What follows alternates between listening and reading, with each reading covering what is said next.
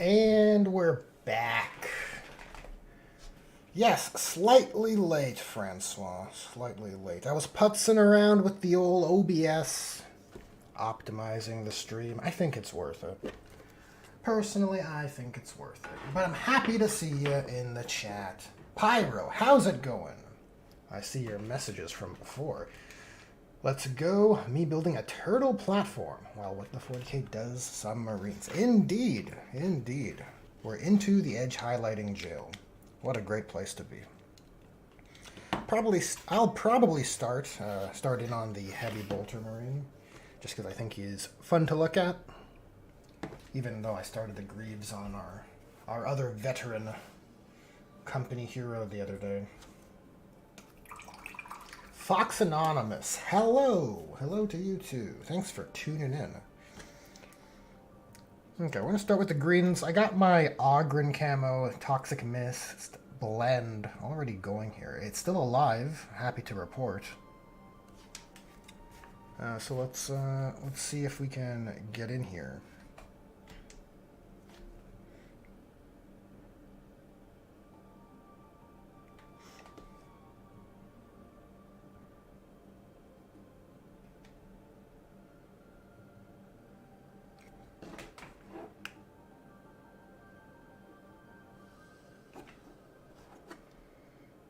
Just trying to make those edges pop. That's the theme for today.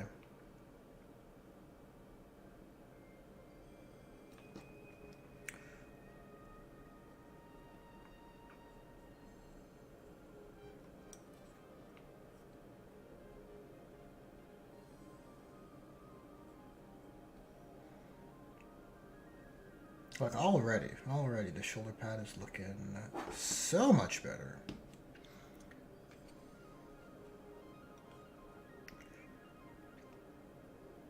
I kind of hesitate to do the inner edge because I often end up brushing up against the armor surface, but just on the forward facing edges, I think it's worth it.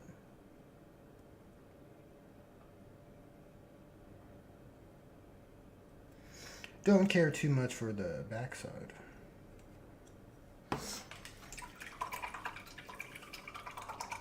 Francois says I got a 300-gram fish tank delivered 5 minutes ago. Oh, freshwater or saltwater? That's the real question.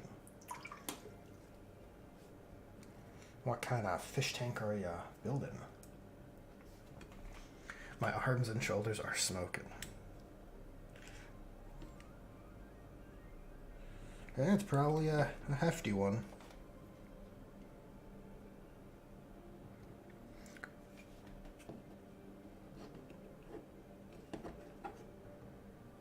I'll probably use a finer brush for the harder to trace edges. We can use this less accurate one for the obvious breaks in the armor.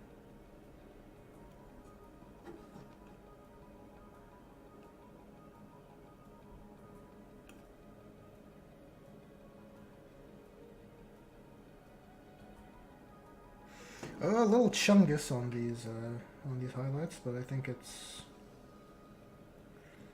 okay.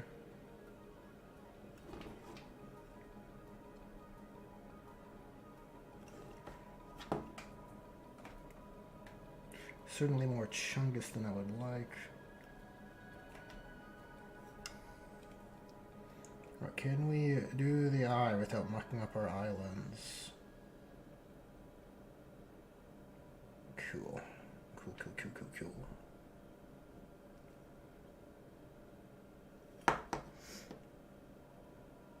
That's a tough one. That's a tough one on the opposite ear there because of the those optic details. Probably not necessary though. I mean, look, edge highlighting isn't ever necessary. It's all bonus from here.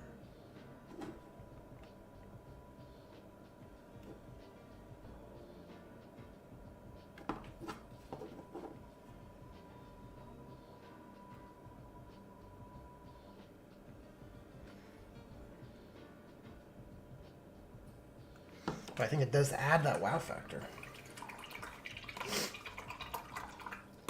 300-gallon fish tank. Well, that certainly changes things.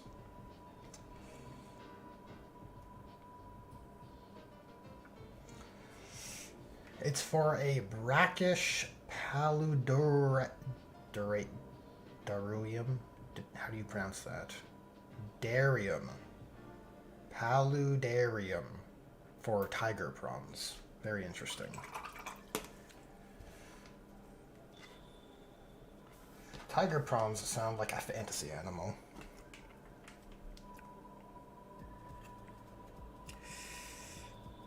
It does not sound of this earth.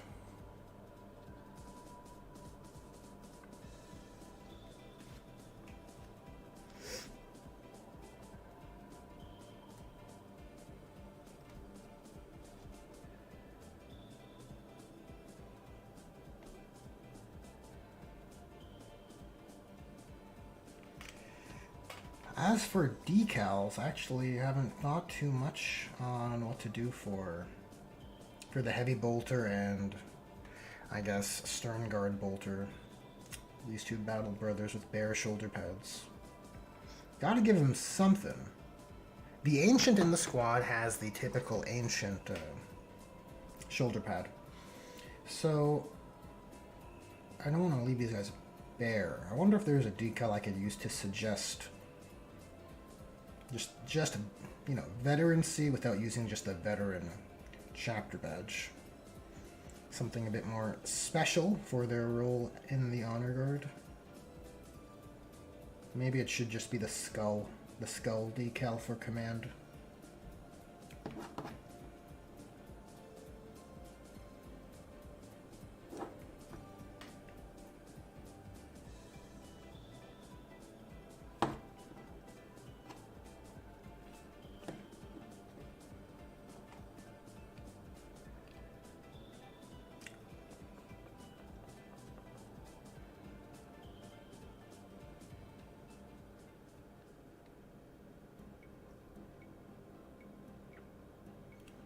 I have to give this brush a little bit of a rinse.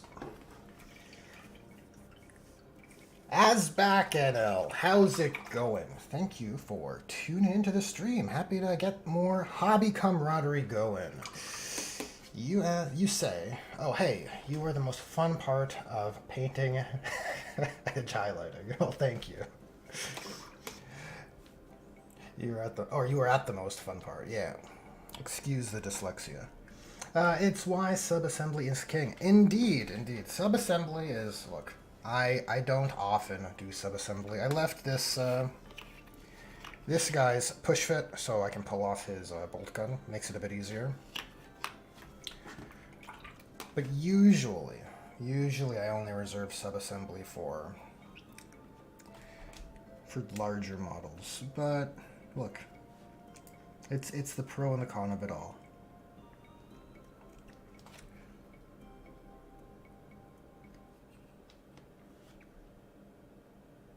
There's always a trade-off.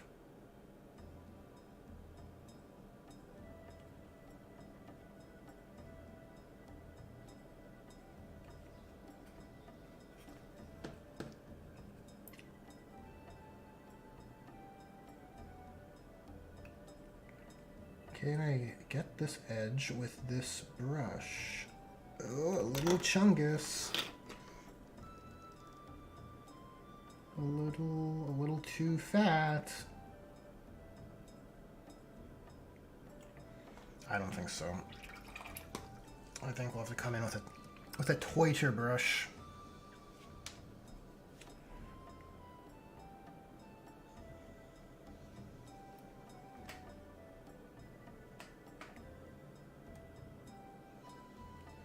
So we'll have a two pass edge highlighting system, I think.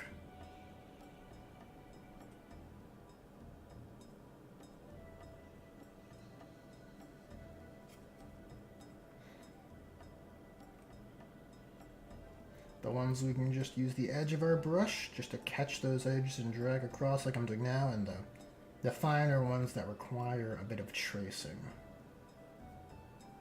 The ones that are basically just drawing lines.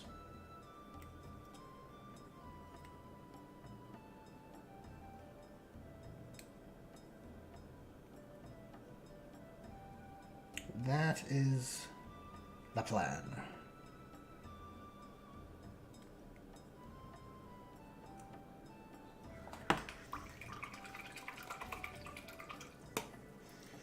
Asback says, weekend, so I'm all good. Chilling a bit, might continue painting afterwards. Ah, very cool. Currently painting Lionel. Very fun. Wish I could sub-assembly him more, but fuck me, whoever made the sprue should get their shins kicked in. Ah, frustrating, eh? I have not built Lionel Johnson. Or painted. He seems like a fun model to paint, though. I have to imagine that the satisfaction of painting a Primarch for a army you collect is peak satisfaction.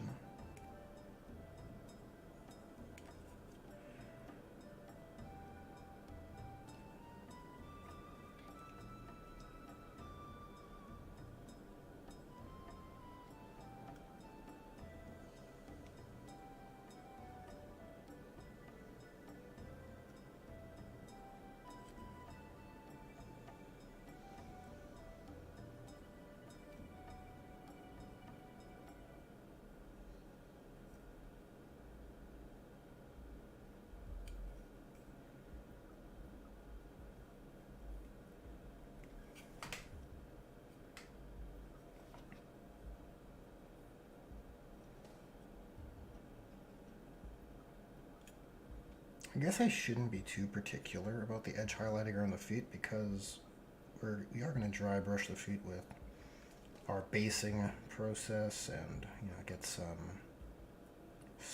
desert pigment powders on them. So maybe it's okay if it's a bit loose.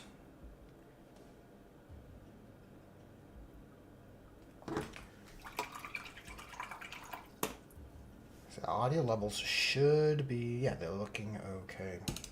I discovered how to insert the chat into my OBS so I don't have to keep a tab dedicated or a browser dedicated just for the YouTube chat. That's pretty cool. A good old quality of life improvement for the stream. Well, you guys probably won't feel it, but I certainly do.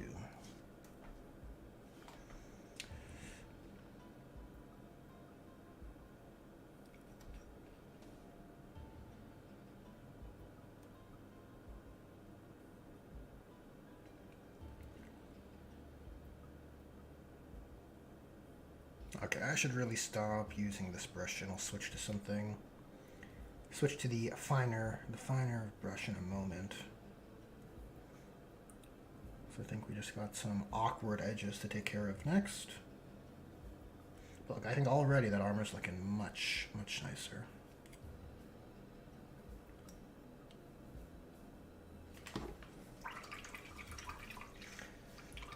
The robes get in the way a lot. Yeah, Lionel Johnson has a ton of robes. I mean, even this guy's robes get in the way. Honestly, though, I think it's molded in there because he's a push fit guy. I can't remember.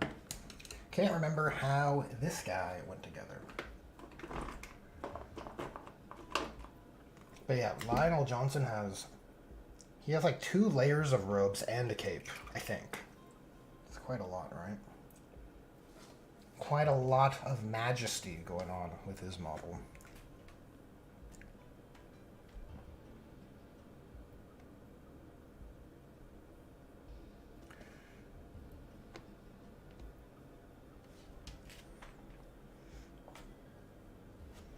Okay, so where to begin? Maybe we can line up these little vents a little bit.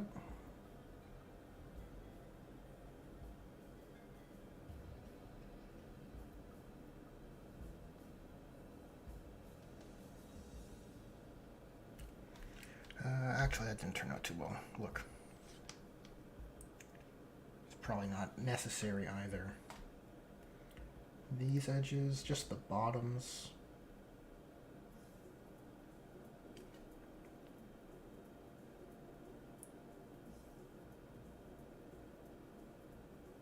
Just the bottoms of these seams, I think, could use a bit of defining.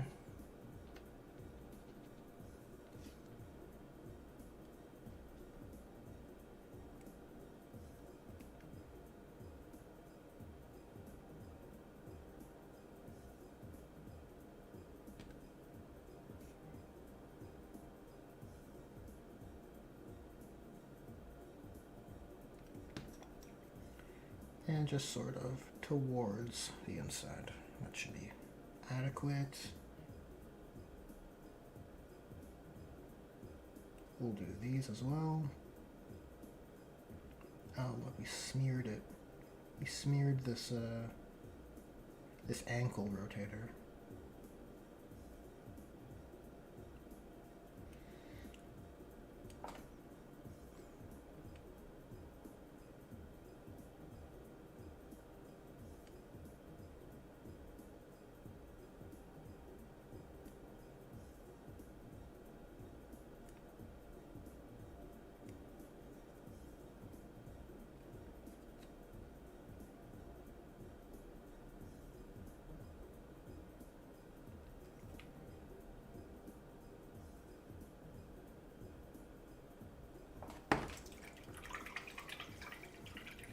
Captain Poseidon. Oh, and Sindri Tepik. Welcome, welcome. Just saw your messages now.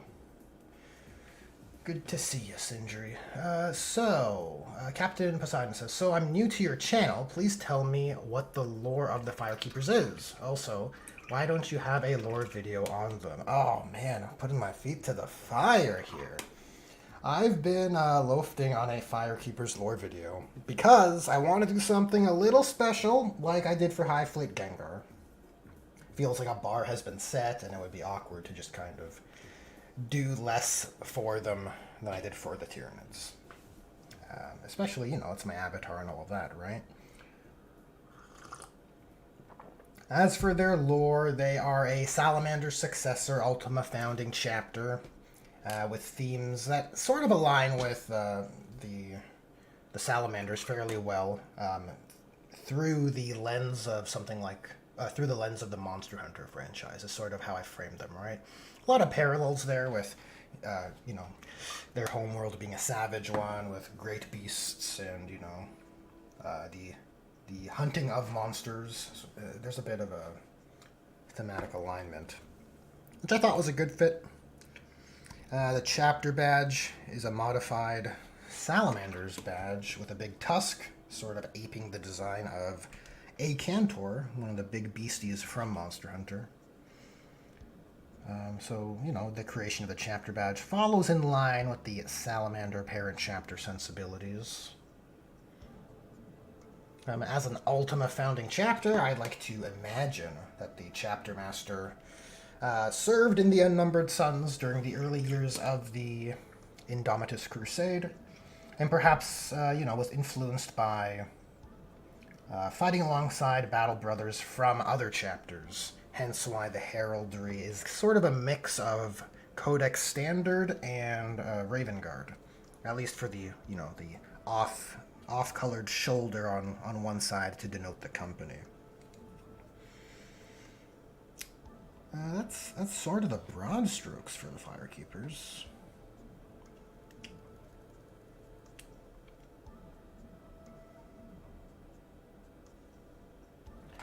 I don't exactly have any particular engagement stories or anything that I've developed. I mean, there was a thematic bat whip or two against some orcs, so I feel like that is a kind of canon event, you could say, for them. I like to imagine orcs would get particularly perturbed by the Firekeepers with how they put tusks on their tanks and their shoulder pads and all of that. Especially like a Beastnaga clan or like a Snakebite style clan of orcs would get very annoyed. Maybe in a partially comedic way. You know, as orcs tend to be.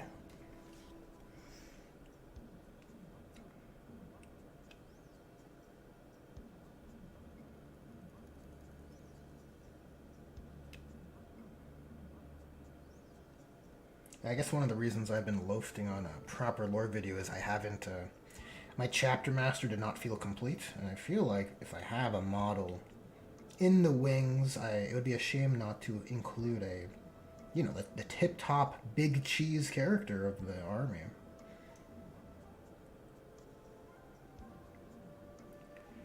He should certainly have a segment, so to speak,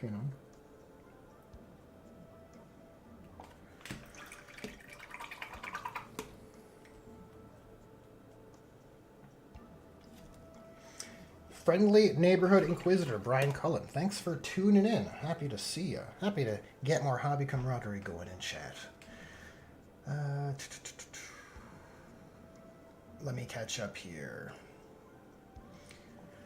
Brian Cullen says, when deciding to do edge highlighting, do you complete a list so it's tabletop ready, then come back over time to do the edges? Or is edge highlighting just part of the overall normal paint process? In my opinion, edge highlighting is beyond tabletop minimum, right? If you have a fully painted army just with colors, and like a wash or a dry brush, even that feels a bit above and beyond. My standard for tabletop etiquette, you could say, to do right by your opponents, so, it's just to have a fully painted and based army, so it doesn't feel like there's a lack of completion. There's no gaps in the immersion, right? Mind you, I have a pretty high, I guess, standard. I don't know. In most gaming clubs I've been to, it feels pretty. I often see gray plastic, and I feel like it's not to the spirit of what both players are coming together to do, right? So because of that, I feel like I have a little higher than maybe average standard that I would like to see on tables for the, the gentlemanly agreement of putting down some effort, right? So that the experience is maximally enjoyable.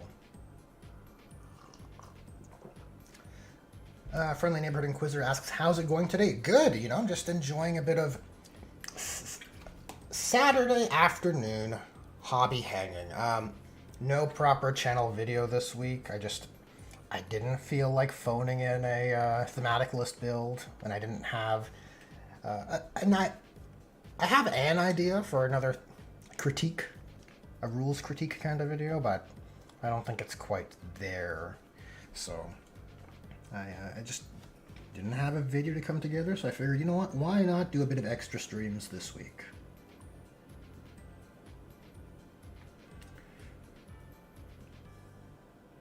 And I do want to get these guys done. Look, and once the chapter master is done, once the command squad is done and then the combi lieutenant is done, we'll have a stream for the chapter master, who's mostly painted. I just gotta spruce up his Volkite and maybe adjust the brightest areas of his armor, just a little bit. Asbak says, aka Kiefer chapter went down the Monster Hunter combi lieutenant meme. I guess so. He seems like a good character to include for such a theme, honestly. He's got the carapace strapped to his shoulder pad and everything. It was pretty cool. Little trophy there, little Monster Hunter trinket. It seems well-to-do. Not a model I expected to see in that Leviathan starter box, if I'm honest with you.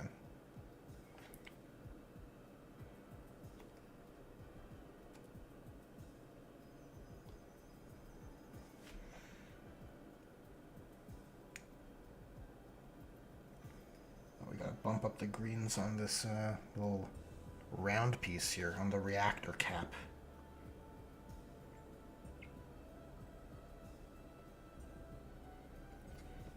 Oh, my greens are so thin.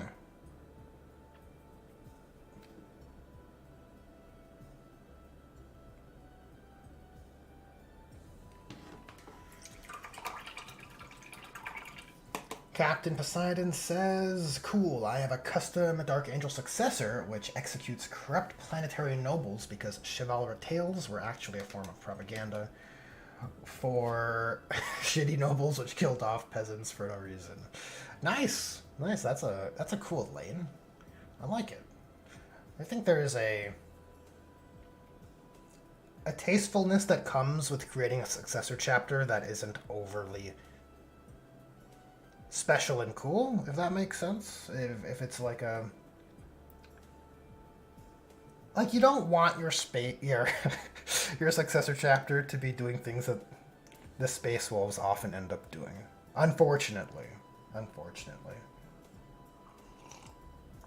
It's just too amazing, too spectacular, too rule breaking. I think like what warms my heart is like I think it was someone's post on the 40k lore subreddit. It was just about their chapter. So yeah, I made a successor chapter that, you know, their whole goal is to destroy this one demon prince that keeps respawning every so many years. And I'm like, oh, that's a very humble way to position your successor chapter. It feels very tasteful, not over the top. Just my opinion.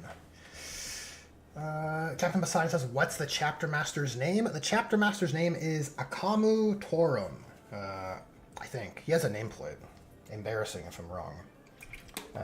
But yes, it's kind of a anagram. No, it's not an anagram. It's like a derivative name of Akantor from, you know, the chapters, the big boss monster from Monster Hunter, which the chapter's iconography is based off of.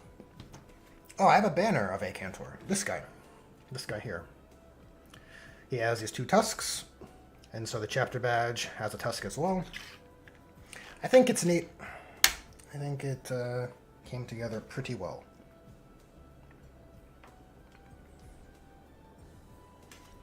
Let's see if we can bump that green up a bit more.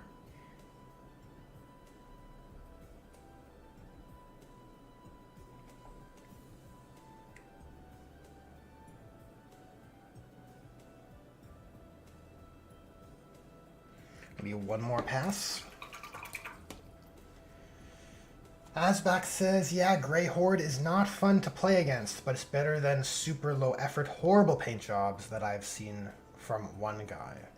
In my opinion, Hobby is too expensive to not do a decent job of painting. Yes, yeah, that could also be equally immersion breaking if it's just a rush job that's low effort, or yeah, it could be just as bad as gray unpainted plastic on the table. Yeah, unfortunately, some people, there is a skill issue. You know, not everyone can paint to a amazing standard. But I think with a bit of effort, most people can do the tabletop minimum that GW has on their Citadel painting app, for example. I think that's within the realm of possibility with a little bit of, you know, especially now with contrast. It's almost like fill in the color by number. Maybe not that easy.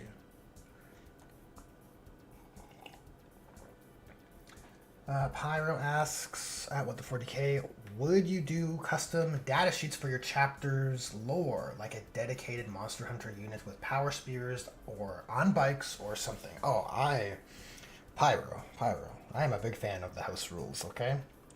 You're getting me too excited now. Yeah, I'd love to have custom data sheets, or like back when Mini Wargaming used to have that bunker. And this was right during the pandemic, and it was also right when my local gaming store shut down. So my local group made quite a lot of use out of that bunker. We would make annual trips multiple times a year, at least once a year, until the bunker closed down, which was this year. But yeah, for those trips, you know, a few times I organized the event, and you know, we would have a kind of narrative framing for a tournament kind of style round robin. And in those events, I would actually like promote the use of, you can have one custom character. It's a whole data sheet as if it was your named character, you know, pointed and statted in a way that's, you know, aiming to be as tasteful as possible relative to the landscape at the time. And that would include like custom relics, custom weapons, because you know the named characters often have that. And for me, like one of my favorite parts of the hobby is to create a little custom weapon for your, you know, unique characters. It's one of the coolest aspects this hobby provides, and 10th edition barely, barely supports it. Certainly less so than 8th and 9th.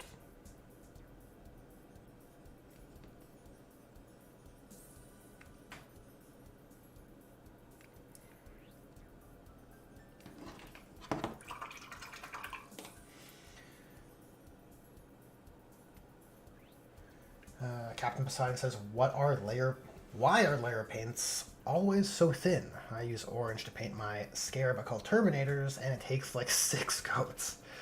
I agree with that it looks like 7 different chapters till I made a non-OP chapter. It took like 7 different chapters till I made a non-OP chapter. Interesting.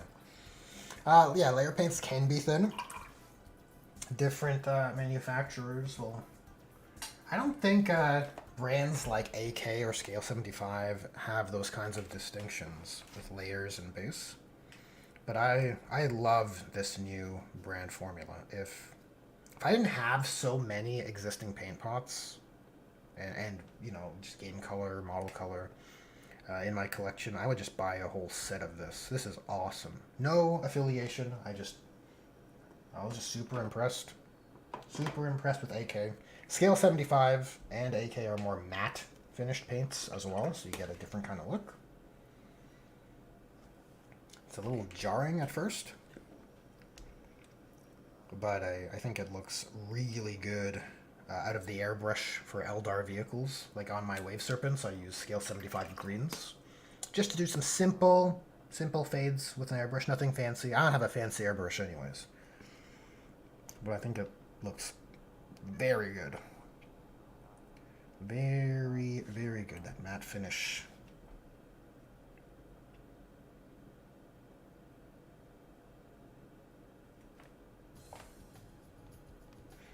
Wait, let's clean this up a little bit.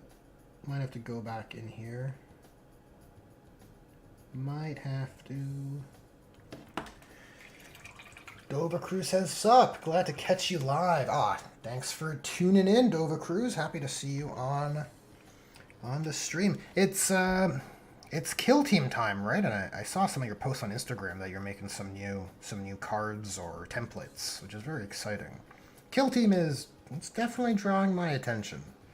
I want to give it a game at least. I want to give it a try. See if there's any there, you know?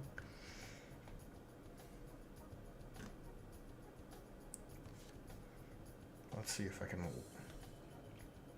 tighten that up a little bit. I like my corners of the armor to be brighter, you know?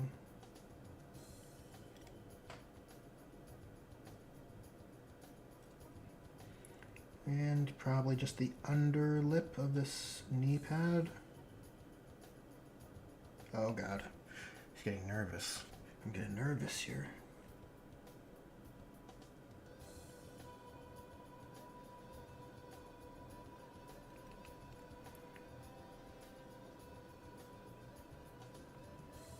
Oh, jeez.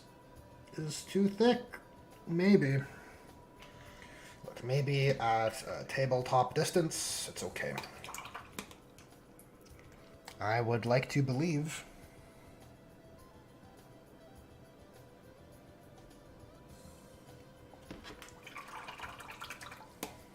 Brian Cullen, welcome to the stream. Good to see you. I don't have a YouTube Studio open because I have the chat integrated into OBS like a baller. But that means I can't see how many people... Oh, we got 19 concurrent viewers. Amazing. Amazing. Look at the hobby camaraderie we've got. Creating custom units can be really cool, says Neighborhood Inquisitor. My chapter has one where it's Inceptors. Instead of plasmas and bolters, it's dual underslung heavy flamers. Very rad. Very fitting for the the Salamander Successors. If I recall correctly, that's what your chapter is, right? Or am I misremembering? Either way, I love custom units. The Armory is the Armory. Why is it? Why is it that only Blood Angels get hand flamers and hand melta pistols? It doesn't make any sense to me. Right? The armor should be much more open-ended. Personally, I would much prefer that kind of a game system rather than one that, even if it's a little less tight, a little less, you know, balanced, dare I say, because I don't think balance is really achievable anyways. I'd rather prefer more freedom and rules which encourage cool creativity.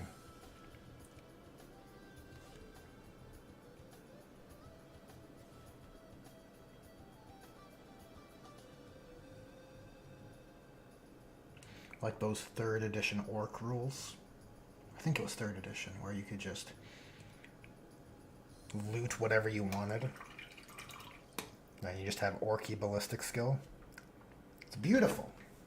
It's a beautiful thing.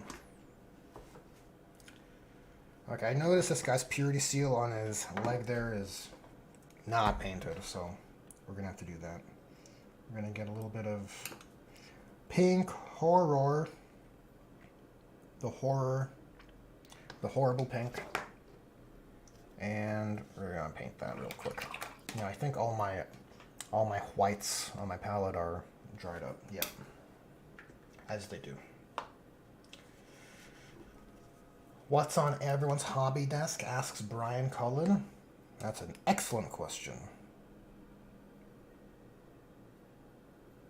That is an excellent question. I encourage everyone to share what's on their hobby desk.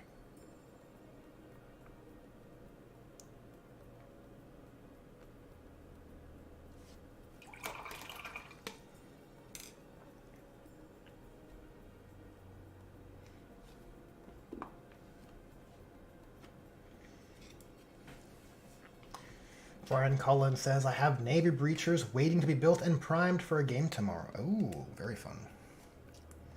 Navy Breachers. That is a unit I'd like to see in Kill Team as well. I think that's how they were initially positioned to the game, right? Or am I mistaken? Am I thinking of the RBTs?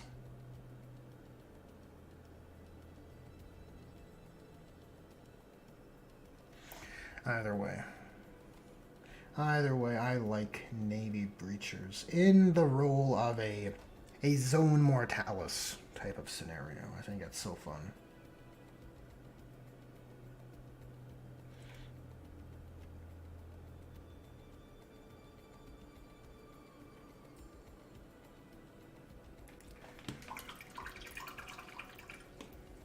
Doba Cruz says, yeah, new Kill Team edition, new cards, and I hope new narrative campaign. Winky Face, I guess Space Marine 2 is helping with attracting those potential new players. Yeah, probably, right? A fair portion of players might be like, oh, this world is so cool. Let me take a look at it. And then they'll make their choice. I don't know. I have such awkward feelings about Space Marine 2 to 40k tabletop pipeline. It's I feel like it's a bit jarring. Warp Forge, welcome. Good to see you. Good to see you. Friendly Neighborhood Inquisitor says, painting of some Cronian Berserkers for my Trans-Hyperion Alliance Leagues of Votann. Ah, yes. Yes, the Leagues of Votann. I'm hoping new Kill Team allows you to take just a Hearthkit unit, because I would love an excuse to paint up a squad. Something about their revolver bolt guns, you know? They just, they appeal to me.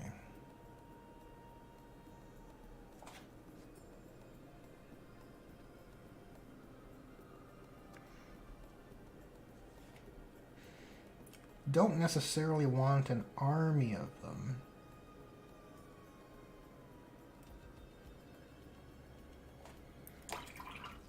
But I could do a squad. A kill team. A roster of the squats. Though, I don't know if the new kill team uses rosters anymore. I loved that aspect of Kill Team 1.0. I thought it was so cool. You could create a list of specialists and deploy them as you need. Oh, right, like that's rad. It's like, oh, we're going up against Tyranids this time. Well, I'll take the heavy flamer. You know.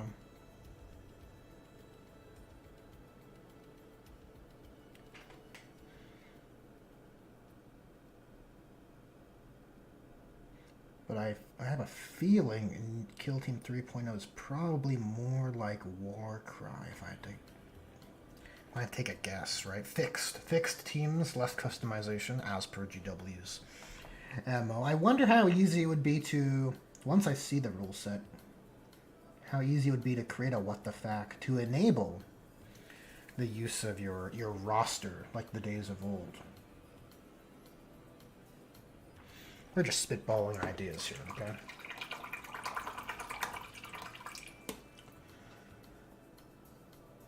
Captain Poseidon says, I've spent 300 euros of pocket money on 40k and I don't have 1,000 points. I'm 13. Well, Captain Poseidon, you are well on your way.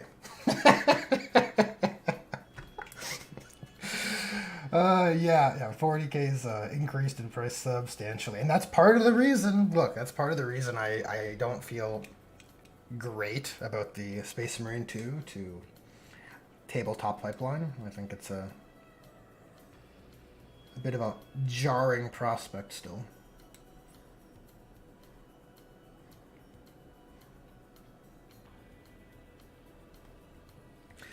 Maybe for Kill Team, maybe that's a bit more realistic.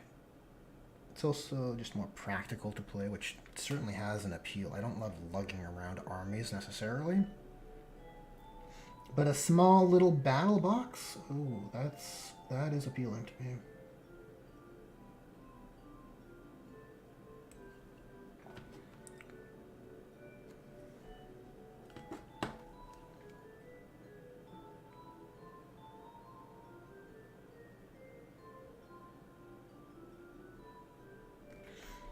Well,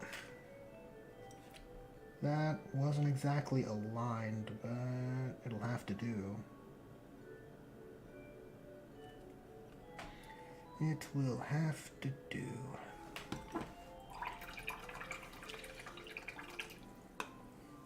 Pyro says, still upset that on the tabletop there's no walker strat where it picks up a statue and throws it at aircrafts.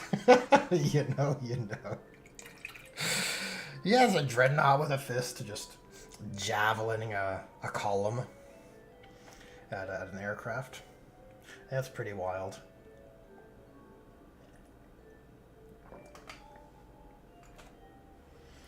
Pyro says, roster's the older edition kill team. Yep. I look upon it fondly. Look, it's a lot of chungus on that edge highlight here. We gotta clean that up. Just gotta, maybe we can just one thick coat the blemish, and no one will be the wiser.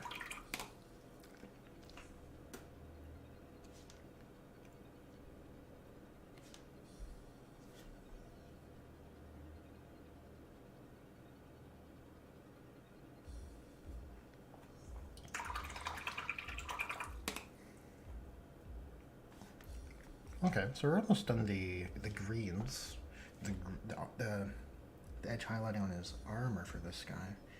So we can do the green armor segments, not the forearms or the you know, the backpack and the black arms.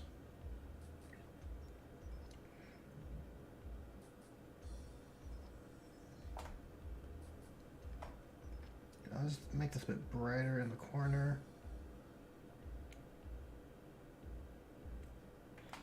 We can just do a little line here. Maybe another one over here.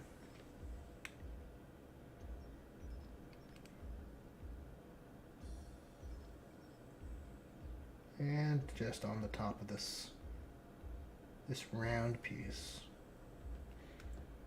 Okay, that's pretty adequate edge highlighting, I think.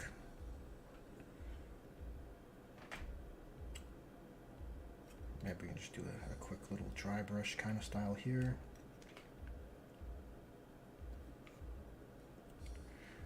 On these, I don't know what these are. Maybe this is how you take off the power armor, these switches.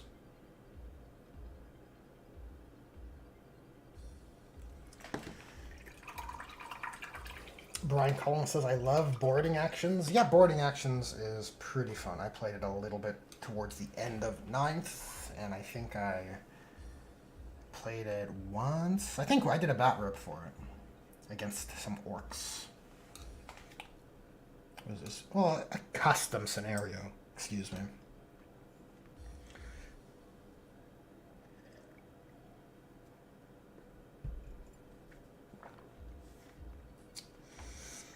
Captain Poseidon says, never played a 40k video game. Learned about it from Gimgam Glitzdaka, or as I know him, Gaijin Goomba. Oh, nice.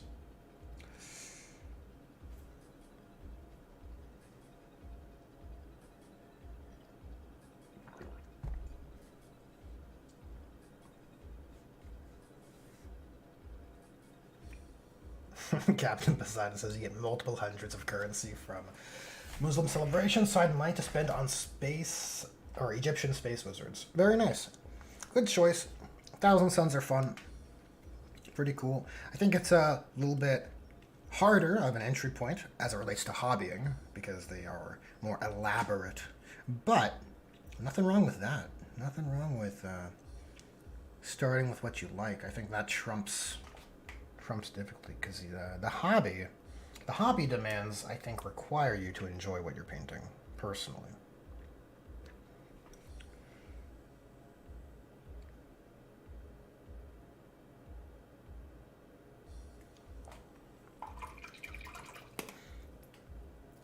Alright, so for the black armor, I'm just going to use London Grey. It might be too bright. We'll see.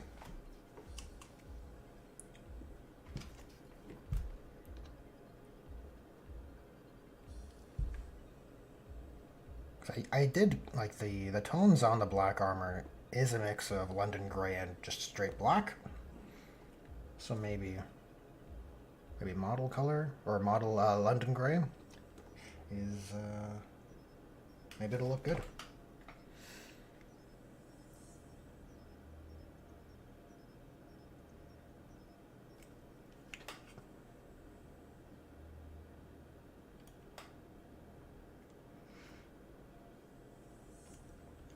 I should probably put some markers down so I know where I gotta hold the model so I'm in frame.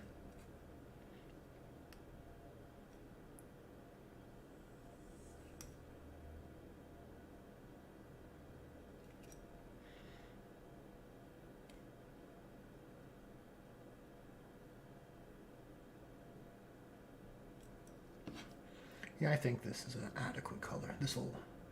This'll serve the purpose. Uh-oh. Now we're good.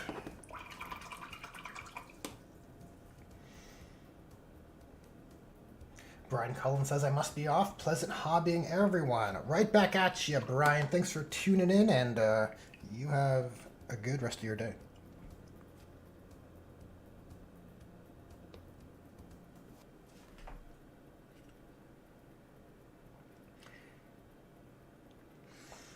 Yeah, as Beck says, I would play Kill Team if Deathwatch had one. Yeah, very awkward. Very awkward that The game, based off of the Deathwatch unit, does not support Deathwatch if true. That's very awkward. Some may say embarrassing.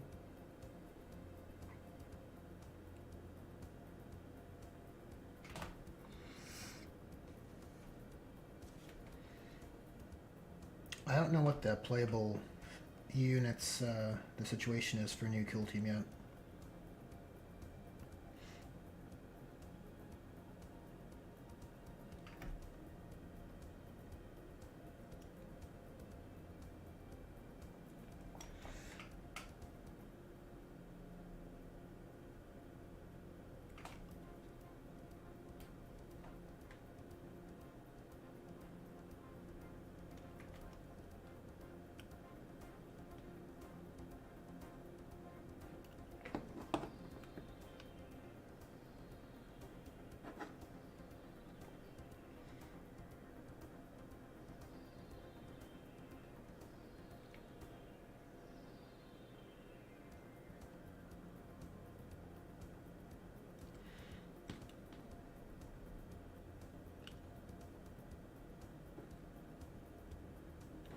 Oh, we're getting a little chungus on the edge highlighting here, but maybe it's okay.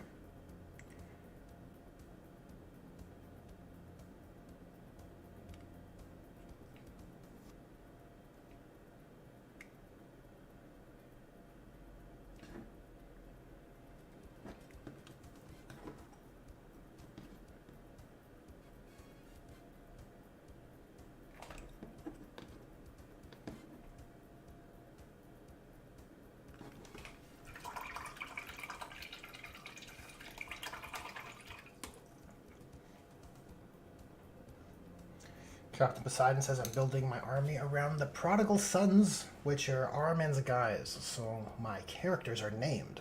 My infernal master is Stesias. Hopefully I'm pronouncing that right. Which is essentially Ahriman's right-hand man and resident demon torturer. Wow. Is that a... I take that to mean those are existing characters in the lore, or your interpretation of, you know, Ahriman's right-hand man? Either way, I can appreciate both options from a hobby point of view. There are so many interesting characters in the, you know, Black Library, or even in codexes. Sometimes in the lore sections you'll find them where they just don't have any models or representation on the tabletop.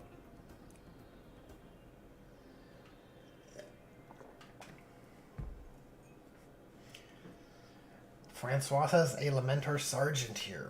Where's that Alfarius? Oh, he's running from you, Francois. He's running.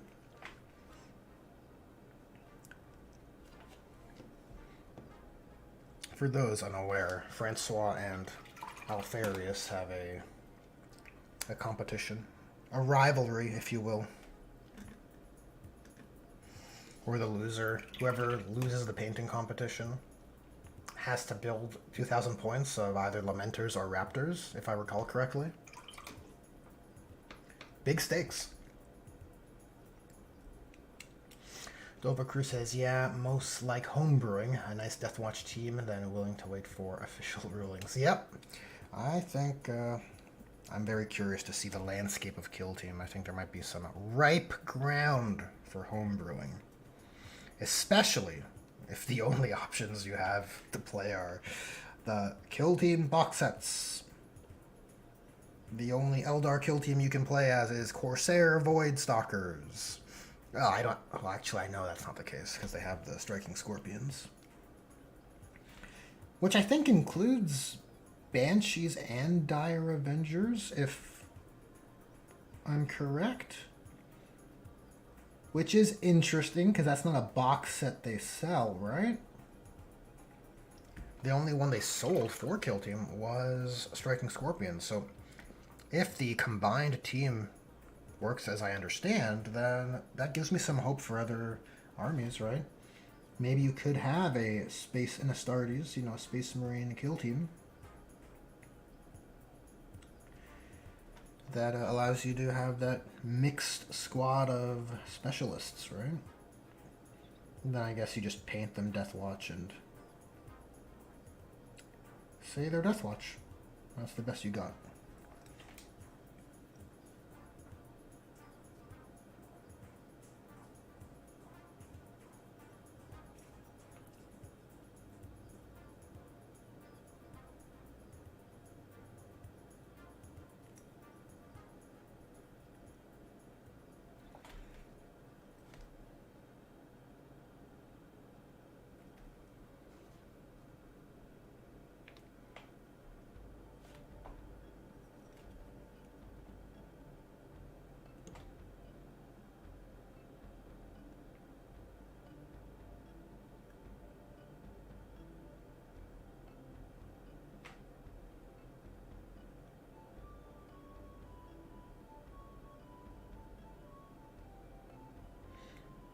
Oh, goofed up that one.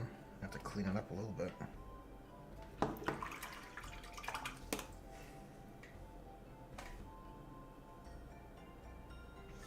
Pyro says, rules-wise, it was Aspects, the team.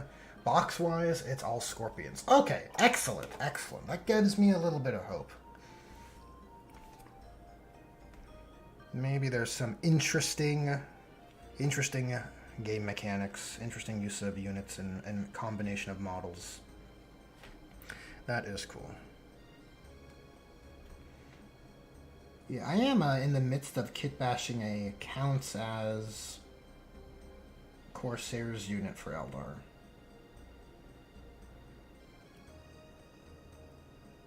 We're in between the Word Bearers, Space Marines. I think I could have some pretty good kill team variety going for even for content creation purposes, which could be interesting.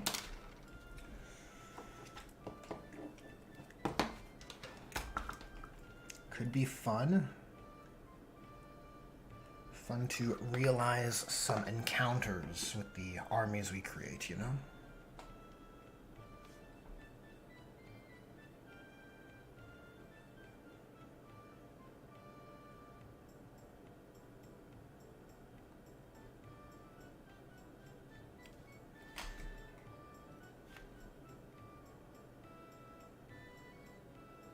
I also discovered there's a Dark Eldar kill team, right?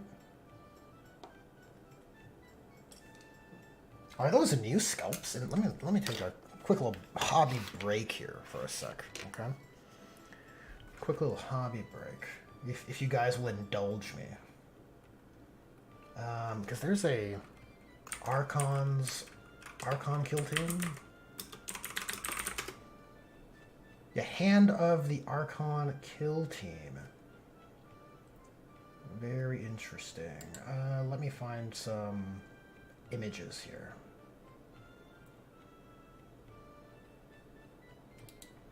Okay, so I'm looking at these.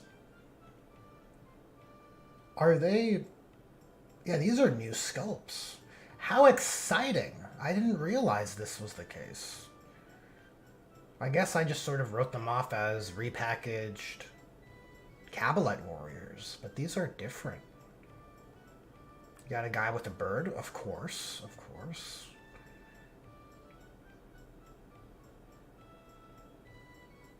That's kind of cool. You got Kabalite with a melee option and pistol.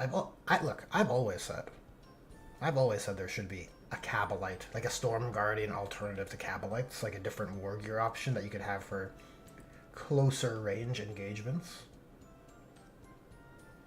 This is very interesting.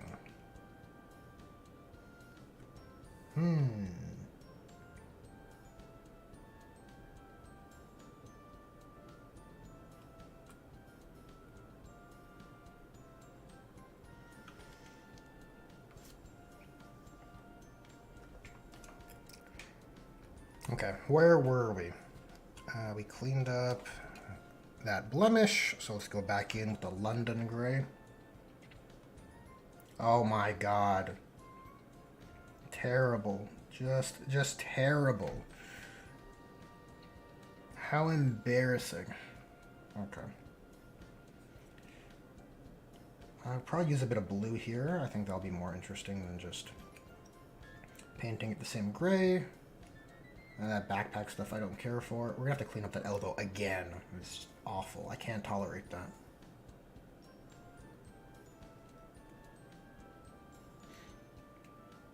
Look, this is how the magic happens. You guys get an inside look.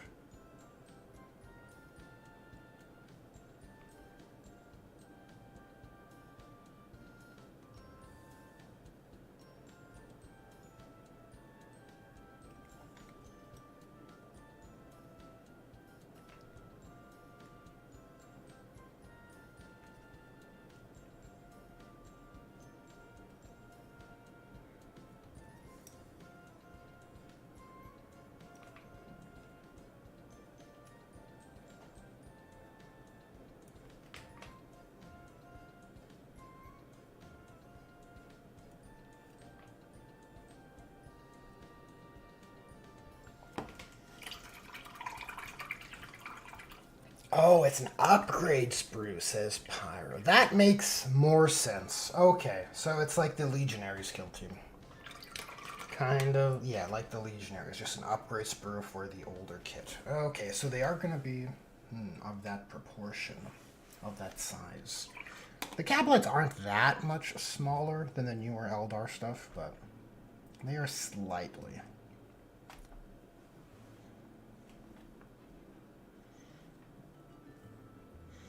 Dova Crew says, yeah, I kind of want the new Mandrakes. That's interesting.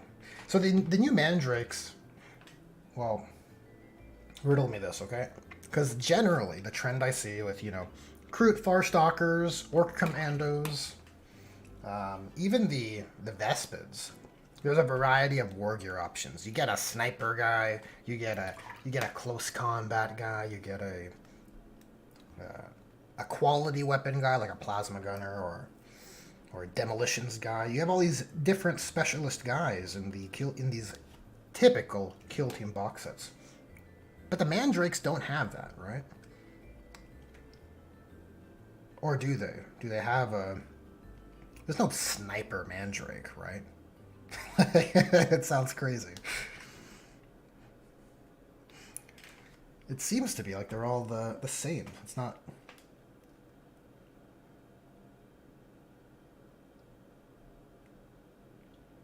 Same with the Scorpions, right? Striking Scorpions don't have that variety in their war gear.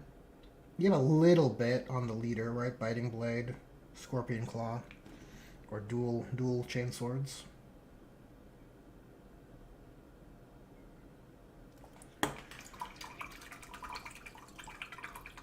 Yeah, exactly. Friendly Neighborhood Inquisitor, exactly. And now I guess GW can circumvent that with that combined squad kill team for the Blades of Cain, right?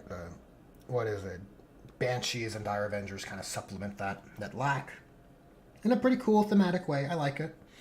It'll be fun, like a little mini Phoenix Force. I think I'll greatly enjoy that. But do Mandrakes have that option? I guess you compensate for the lack of specialists with creative rules.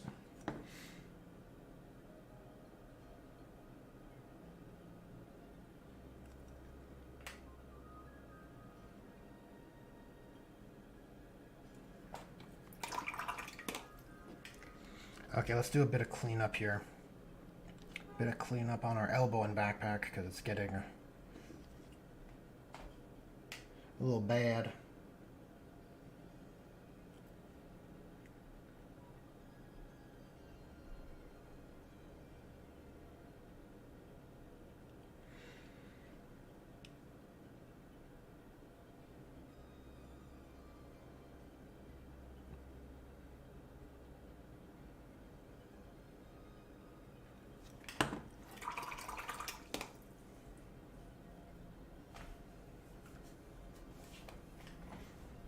Yeah, Scorpions don't have any special lads. Indeed. Indeed, that seems to be the case.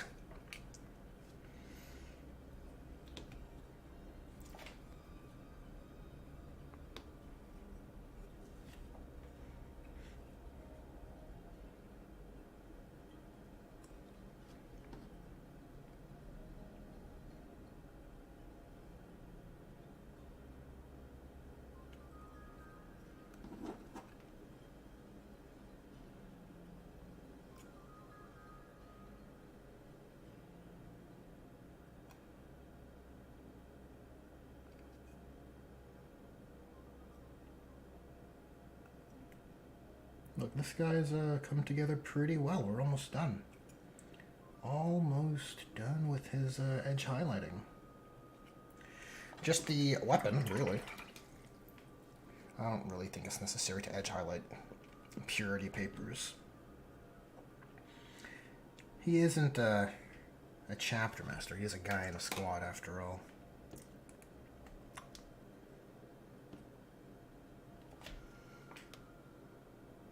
I'll grab a little bit of green here. Maybe just hit this edge a little bit. Just give it a touch of definition.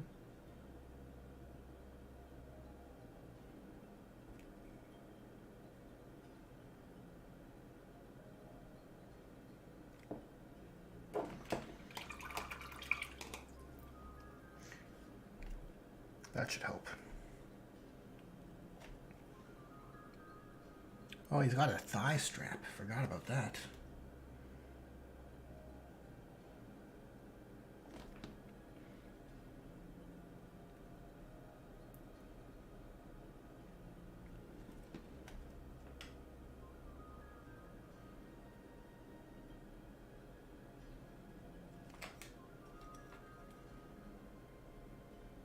Certainly makes the difference on those kinds of details.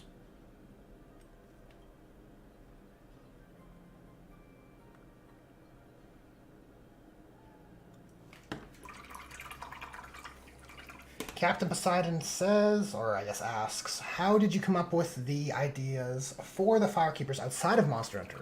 I just need ideas for the Crown Breakers. That is an interesting question. Let me think.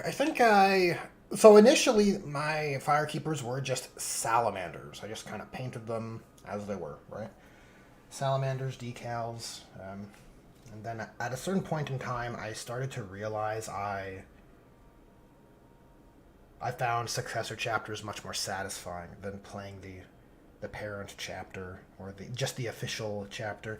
Like, look, I'm not trying to poo-poo that choice because I think it's also satisfying to play those those official factions, those renowned, legendary factions in the setting, right?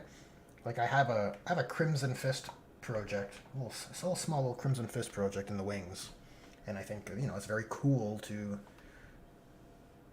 play those chapters everyone knows. Like everyone, like, who doesn't love Pedro Cant or Vulcanistan, right? So it has its appeal.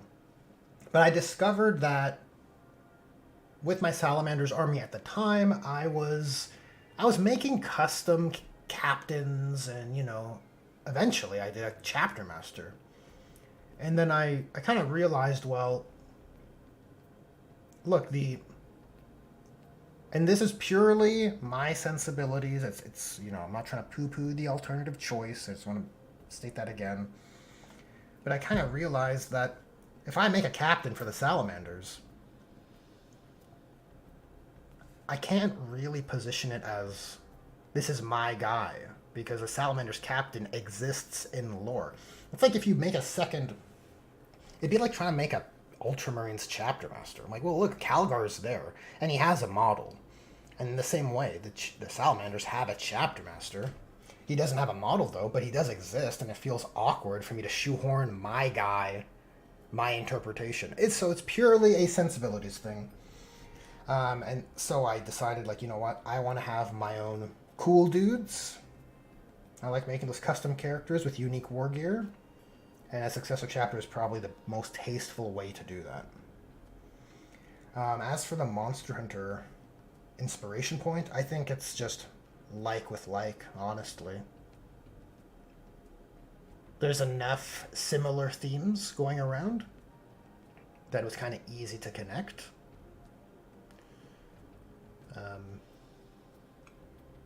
It's a little bit of a having your cake and eating it too, I suppose, right? Because I didn't want to repaint the whole army. So I started to divide the color scheme a little bit, black out the arms, incorporate Codex Heraldry, that kind of stuff. And I still do like the Salamander's themes. So just couching it in Monster Hunter kind of helps separate it a little bit more. But look, often is the case. Like I'll post my stuff on Instagram, like the Firekeepers, and people like it because they know salamanders, right? And it is similar enough. If I could go back in time, I probably wouldn't make them green. But here we are.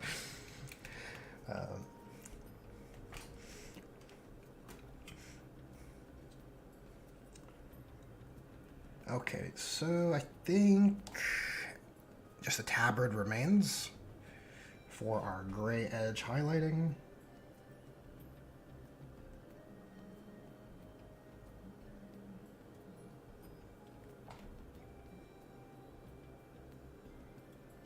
Yep. And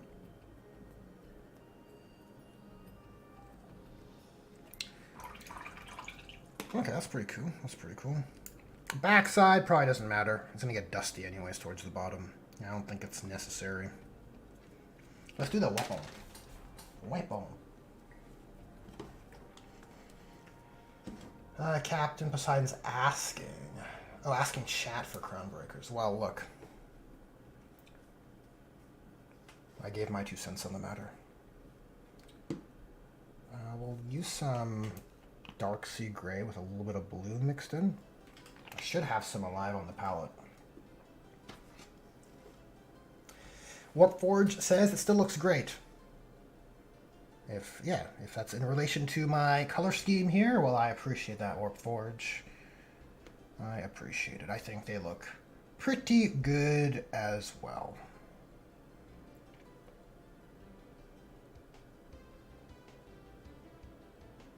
Yeah, I think there's a sweet spot for successors. If it is the case where you want to still flex your parent chapter's colors, right? You're a Blood Angels guy, so you wanna, and you're a successor, and you wanna bear the red color of the parent chapter, because it's such honor. It holds such honor.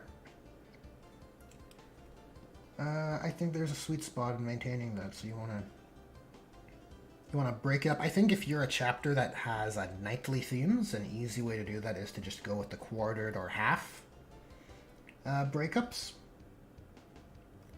Where like my buddy Tavish, his Dark Angel successor is quartered using Dark Angel's colors, and that's a nice way to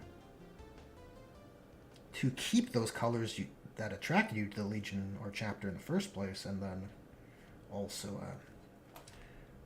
make you distinct from them at the same time.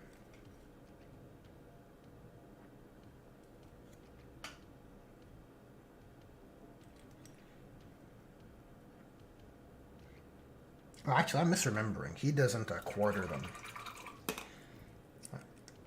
He doesn't quarter them. He does a Sides of the Emperor armor breakup. That's what he does.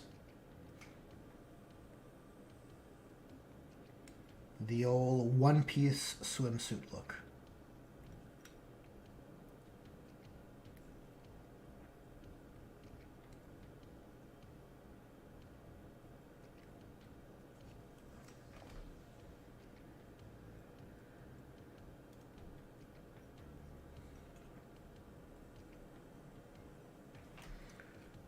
Okay, I think this gray is just muted enough. It's like a bluish gray. Well, it's, looking at my brush, it's mostly blue. But that's what'll help read. It'll help make that weapon casing read as if it's blue.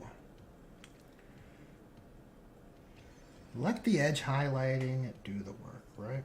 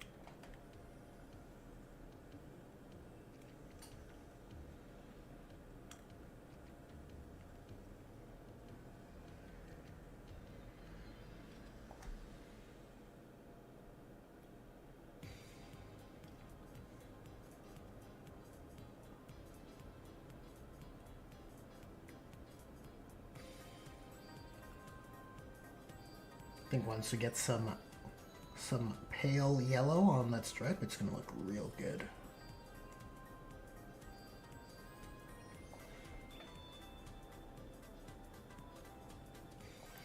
It's actually a bit more blue than I usually do. Normally I'm using a Thunderhawk blue, which is a fairly pale or desaturated blue for my weapon casing highlighting colors, but I don't mind having a little bit of variety model to model, especially on weapons.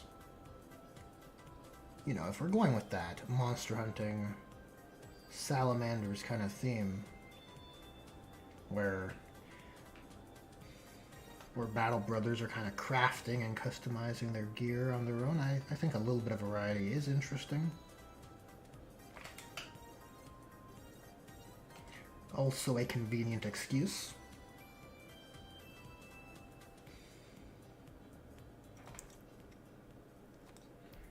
A very convenient excuse.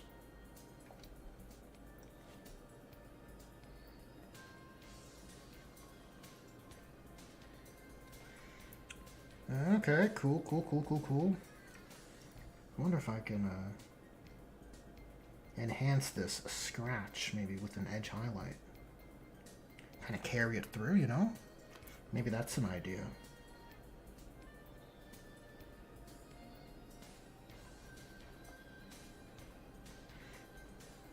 Maybe that's something.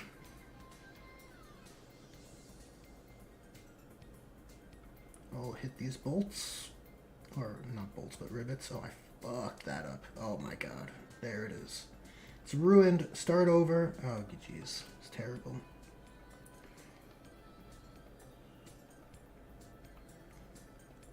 What's the stream catchphrase? No journey is without peril. And that's exactly why. So we're going to have to do a bit of cleanup on this weapon casing.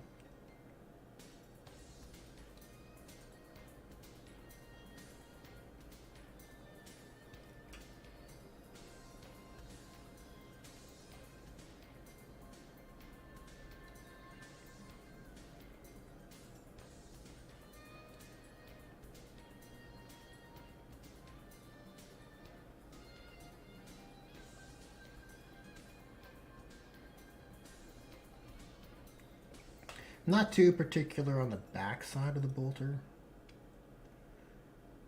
I think it only needs to be just good enough.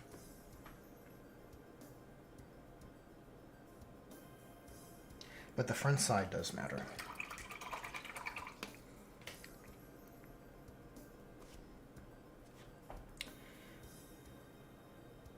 That's where the money shot is, you know?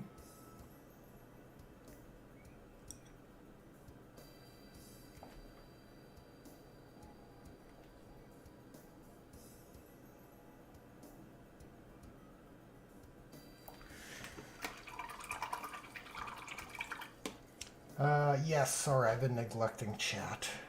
I'll take a quick break and review. Pyro says he'll be off. Well, if you're still in chat, or for posterity, I will declare. You have a good weekend as well, Pyro. Dover Crew says that's why I'm thinking of making a second successor chapter besides my Thundering Flames. One with green like the Founders. Ah, interesting. Paint Games, I don't know anything. Welcome to the chat. Says, goddamn, how sharp is your brush? I haven't had a brush with a tip for it the entire year now. Well, still can paint 90% of things, just not eyes. Yeah, this is a Green Stuff World Silver Zero Series brush that I basically only use for particular tasks. My one size brush has, it's hard to see. It's become a little worn out. It's lost its point. Captain Poseidon says, why do you value weapon holster colors so much? If you are referring to weapon casing colors, I just think it's an interesting design space that is often not leveraged, especially if your color scheme is more muted. You can really add some visual interest to your kind of overall color scheme and aesthetic.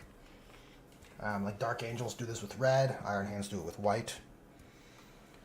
I think it's quite interesting, honestly. It's a good bit of area that could be leveraged. I'm assuming you are referring to weapon casings, not weapon holsters. Paint games, I don't know anything says, or you could just do battle damage and say the mistake is that their battle damage serves you time insanity. That is true, but maybe not in this case. I value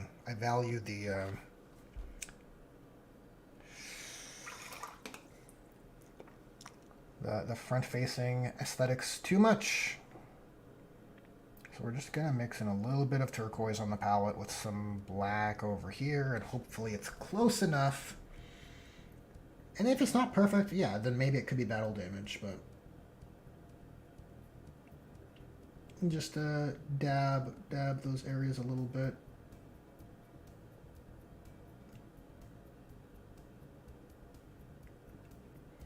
Doesn't have, like, the lack of color match, yeah, that can be an imperfection caused by a wear and tear. But a big ol' splotch, I'll know it's not supposed to be there.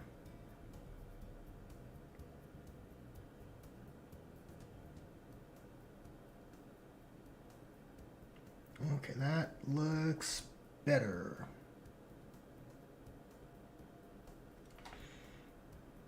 Okay, that's pretty cool. Pretty cool looking, I think. It's the bottom of this this opening. Gotta hit the bottoms, you know. That's where the light will catch. Oh man, can't believe I forgot to do the other knee pad. How embarrassing.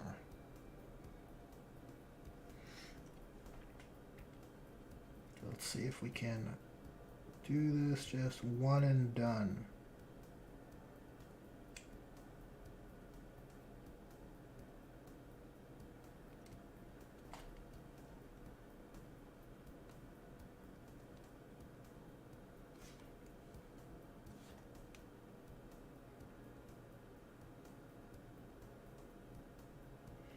So not getting the most coverage now, but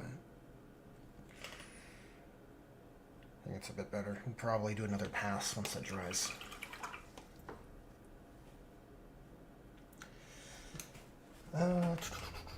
Let's see. Catch up with chat. Where was I? Captain Poseidon says, I guess. ... Also, the regular imperial peasantry don't know of them, but almost all planetary governors know them because they are... Because, again, they are the executioners of those people. That freehand would drive him insane. That freehanding would drive him insane. Maybe. I can't remember what that refers to, if I'm being honest. What are air paints? Technical paints do X. Contrasts are meant to base, highlight, and shade, but what are air paints supposed to do? Air paints are for airbrushes. They're pre-thinned. Here's Nocturne Green Air. It's meant to just go right in the airbrush and not gum up everything. You wouldn't have to add flow improver like you would for regular paint. Usually when you're airbrushing, you add a bit of flow improver. But honestly, I find it pretty useful to use airbrushing just even for using the air paints for traditional painting as well. They're kind of pre-mixed to a nice layerable consistency. They're quite thin. So you can really layer up your blends, which is why I use that paint pot for my color scheme, because I think it creates some pretty cool blends. Now we're on to yellow. And then I think this guy is ready for decals. Hooray! Look, we did one. We did one. For yellow, we're going to use Flash Kits. And probably use our Islands color, which I think is still... Yeah, still got Flash Kits on the palette, but the off-whites, they don't last. They're too dry.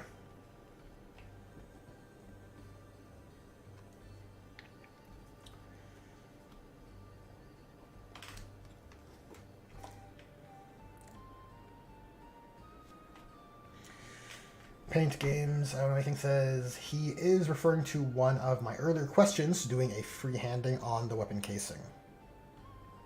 Oh, yes. I don't know.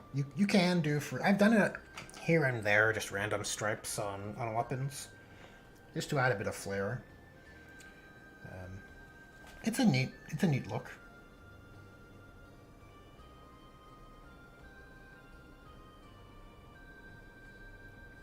In my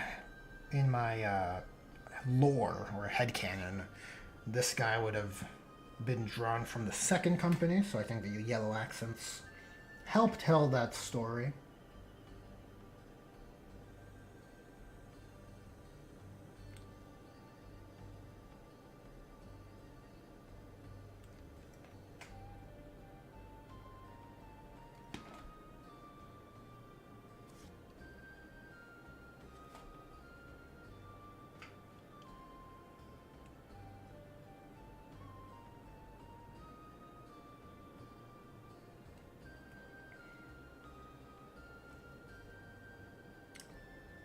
I don't know if you guys can hear it, but apologies if you could hear my tumbly grumbling.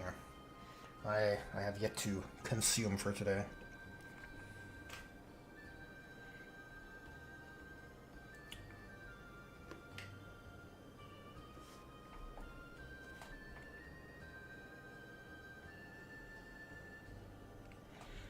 Okay, and let's hit those rivets with that brighter off yellow. Or I guess off white, really.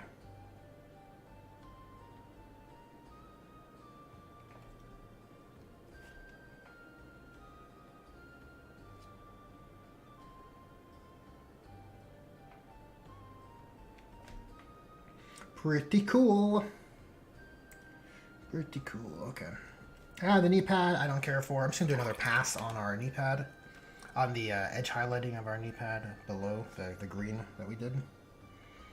I don't care to edge highlight the pattern. I don't think we want to suggest it to be a groove that would catch light. I think it's more than adequate, but let's leave it as is. I think this guy's ready for Basin at this stage. Or let me get him front and center for you guys. I think he looks pretty cool. Pretty handsome, dare I say. Okay. How are we in the stream? We've been going for...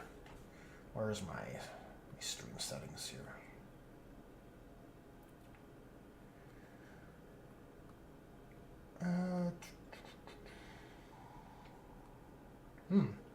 You used to tell me. Well, it should be like an hour and a half ish.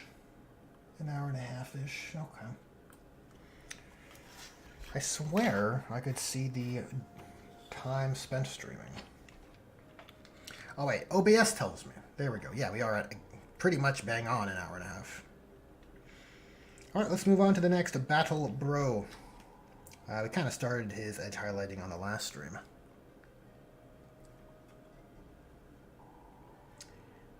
And so, that is where we will return.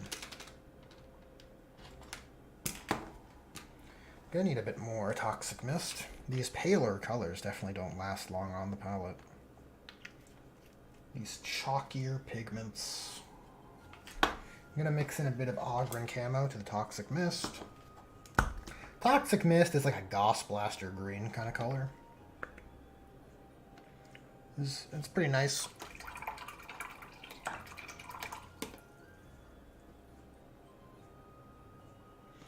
Captain Poseidon asks, how do the Firekeepers denote company rank? Your avatar has 9th company blue on his right shoulder trim, but this model has yellow decals on his gun and his knee pad. Yes, so these guys, all four, well, these two, and these two, the Champion and Ancient, they would all be part of the command squad. Which I'm using to serve as my Chapter Master's Honor Guard. Because I think banners are epic, and every epic Chapter Master should have an epic Honor Guard, in my opinion. I love the look. I love that vibe. You know, I think about Dante and his Sanguinary Guard, or Shrike rolling with the Vanguard Vets. I think it's very cool. How do they denote rank? The Firekeepers wouldn't use... So I guess an important distinction, while they are Codex, they use Codex Heraldry, they aren't perfectly compliant. As the companies, there are no reserve companies. Each company is sort of its own hunting tribe, you could say. Or I think except for the last company, which is still where the neophytes are raised, where they come up. And then from there, they get dispatched to different companies. As for how they denote heraldry, I think it's the same way you would in most chapters. In most chapters, you get your honor markings, your crusade badges. I still maintain the first company is where vets go. So, you know, at the start of a neophyte's journey, it would be similar to the Codex Standard. You know, you're in the scout company, you're in the reserves, and then you would serve in your whatever company you are dispatched to, right? And then if you are promoted to veteran status, then you can go to the first company. And it's also where I put all dreadnoughts in the first company. I think that's a neat marker of distinction.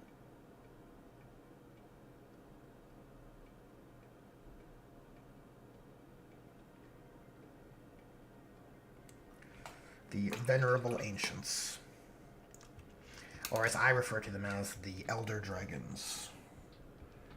So a nice little Monster Hunter reference for you.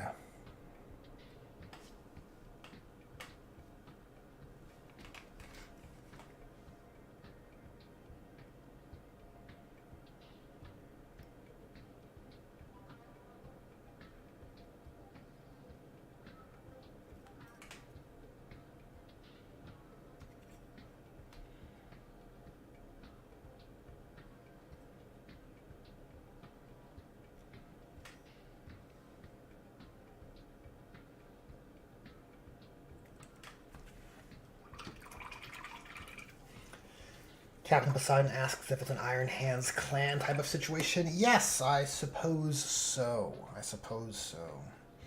I framed each company after a particular monster in Monster Hunter. So the 9th company is based off of Lagiocrus, which is my personal favorite monster in Monster Hunter. Hence why the avatar is colored as such.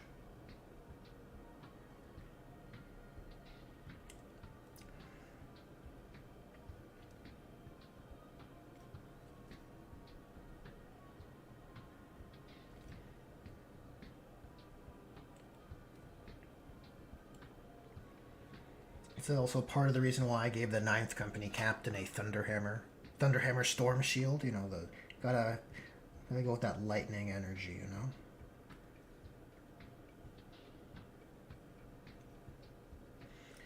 This lieutenant I have, the lieutenant with combi weapon, I actually want to put him in the 9th company. He has a combi flamer, which isn't great, but I mean, look. A little bit of flames never hurt anybody. And there is no lightning weapon, like lightning-based shooting weapon for Astartes anyways. So we can say he has his Thunderblade or Power Sword or whatever.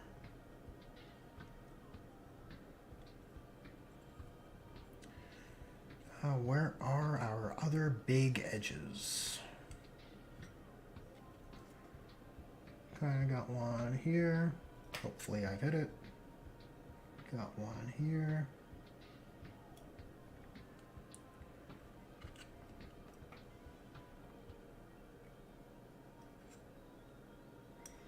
And then upper body.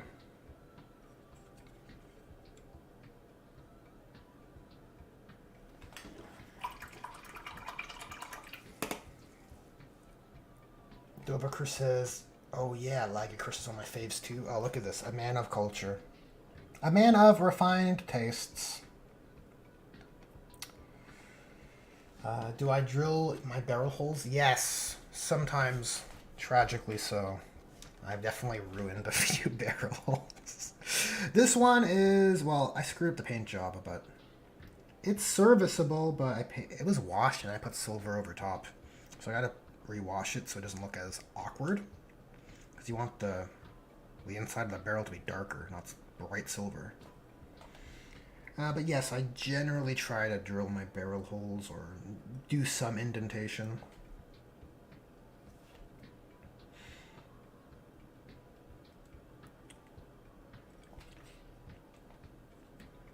I think on plasma guns, I just do like just a small, just a tiny barrel hole.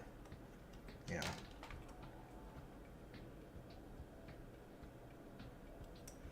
Look at that. Remove the gun way easier. Oh, we got some nice gradient on that shoulder pad here.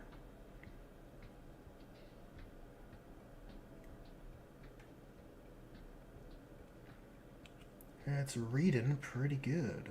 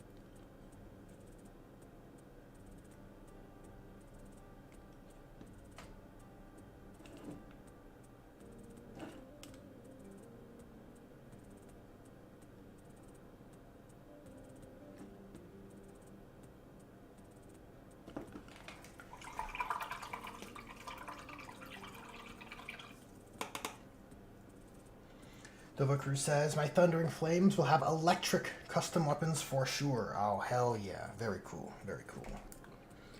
Some cool Thunderlord machine guns. Love it.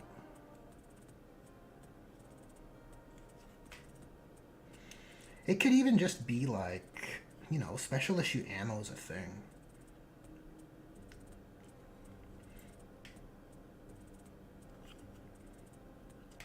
So you could even just have all your bolt guns be patterned or something. That's an easy way to kind of do it without requiring a kit bashing or custom STLs or anything like that.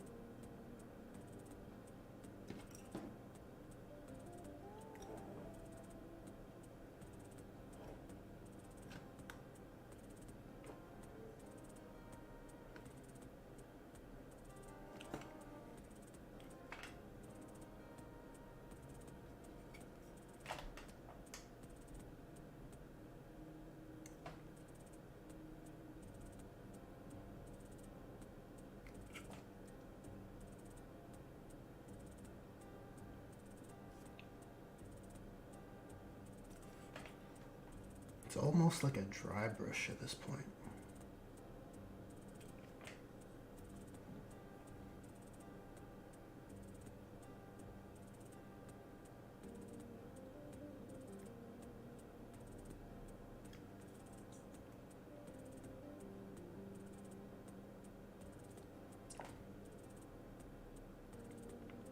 There's nothing wrong with a bit of dry brushing. It's a tried and true technique.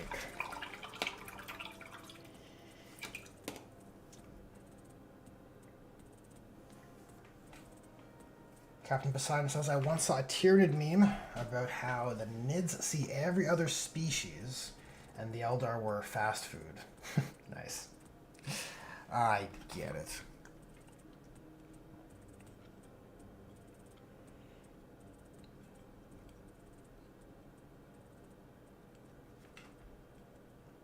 Yeah, Eldar is definitely like a quality delicacy, you know? It's like an endangered species, so that's good eating.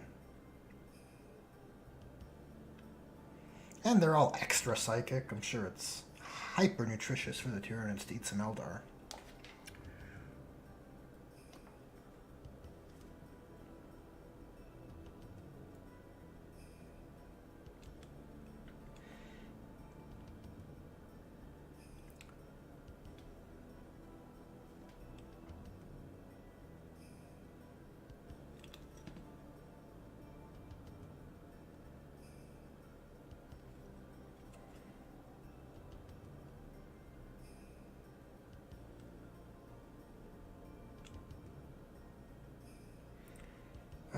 Those aren't ideal edge highlights, but like I said, I think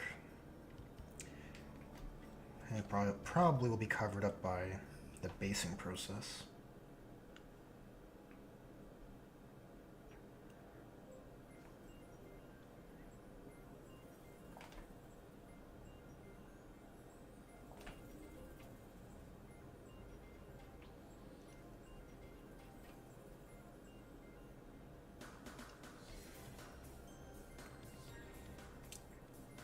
Okay, so I think we're ready to. Oh, we have that arm. Let's put this back on. We gotta do this pad first, and then we'll get into the finer brush highlighting.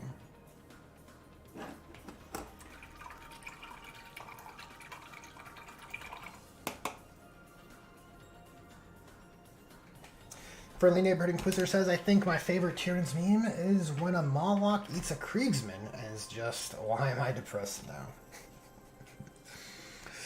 Yep. It's not a bad one. Not a bad one.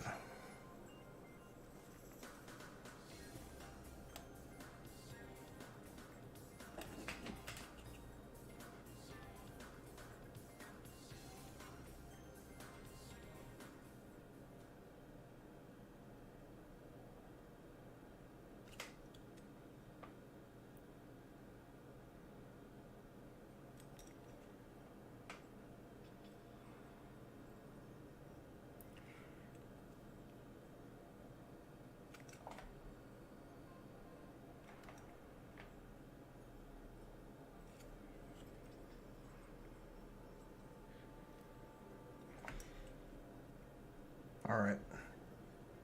Think we are ready.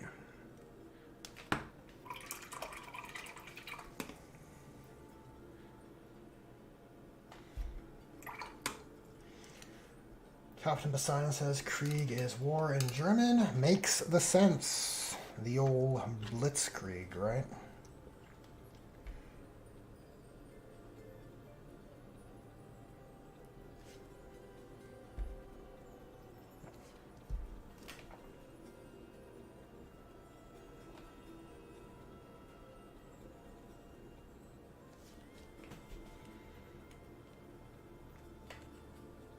Let's start in on these legs.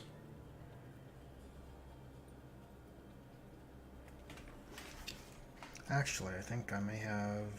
Oh no, we're good. I thought I forgot something on that first guy. But he's looking alright.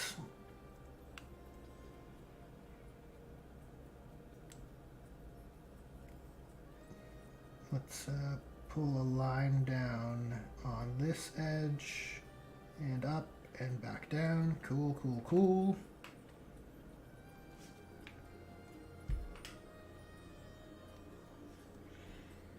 And let's try and just trace this one.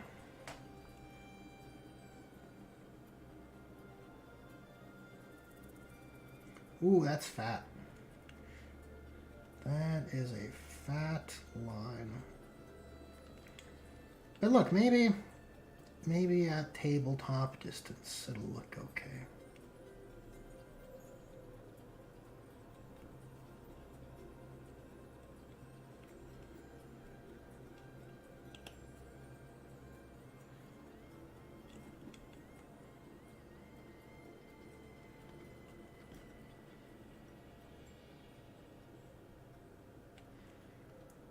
that's a bit chungus.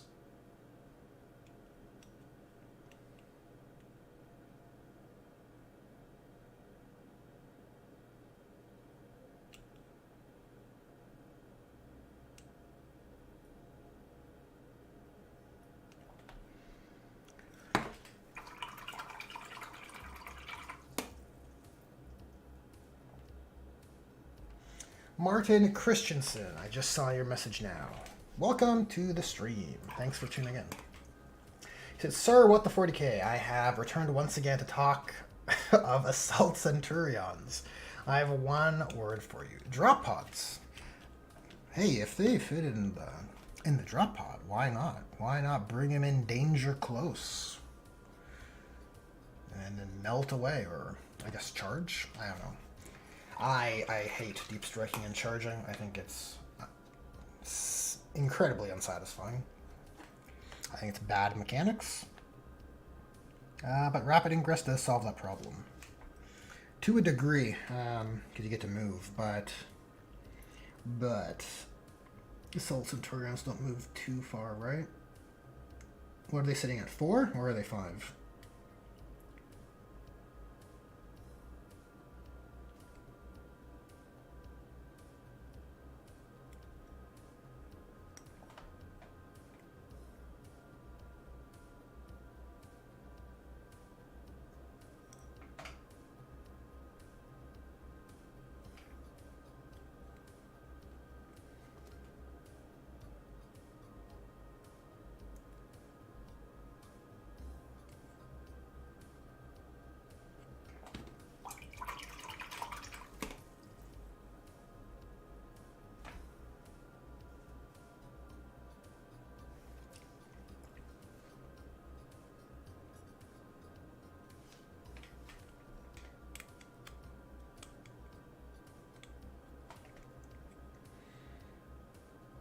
Any other grooves? Okay, we gotta hit this lip.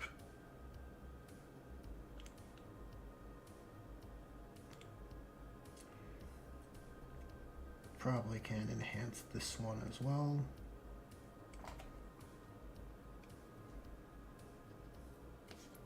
Just need to add more water to this mix.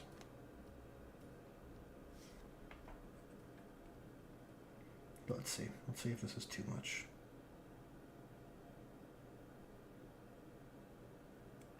Maybe. It may be.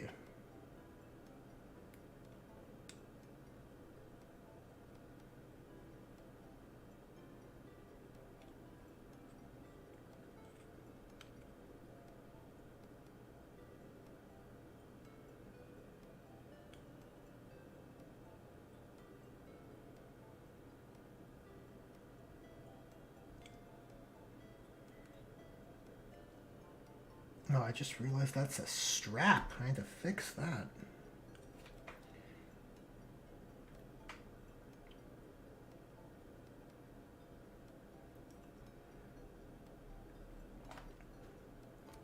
Okay, I'll put a line on this edge here.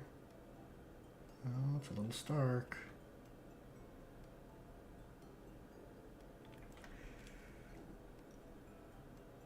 I think we're actually looking pretty good. Just the wrists.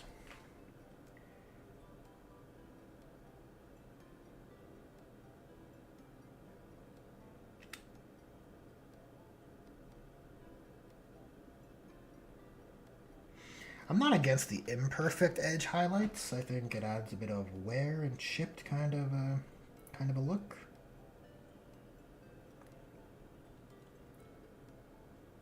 It's not terrible.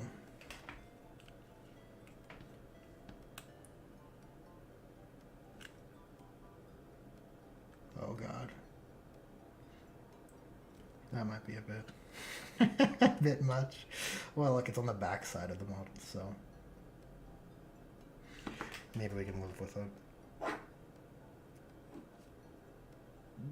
Maybe. We'll see. Let's clean the brush a little bit. Gotta take care of the pointy brush.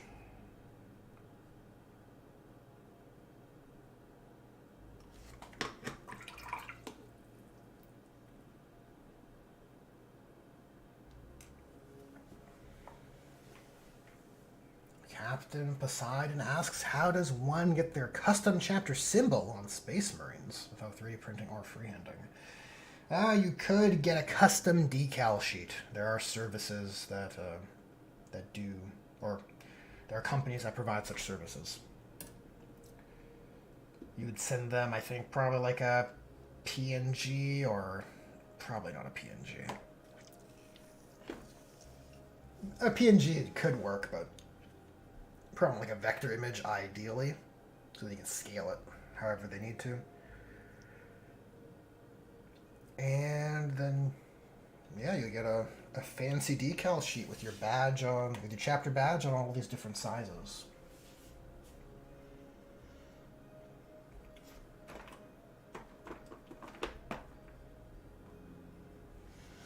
That's something I probably would have done if I could also go back. If I could go back in time.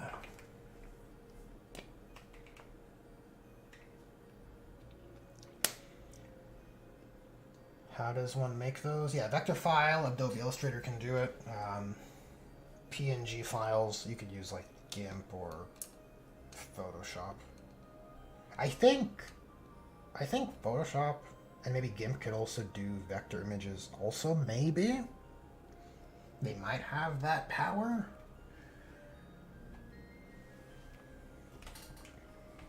Yeah. Best bet is to look up and, you know, a YouTube tutorial, honestly.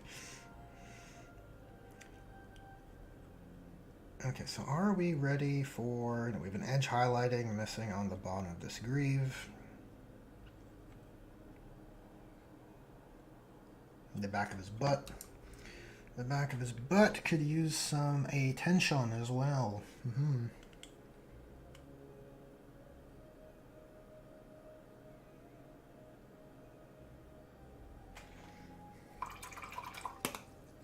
Yeah, the back of his butt, as opposed to the front of his butt.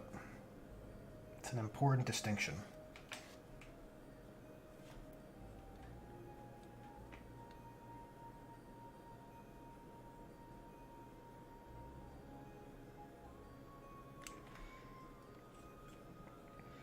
And this greave.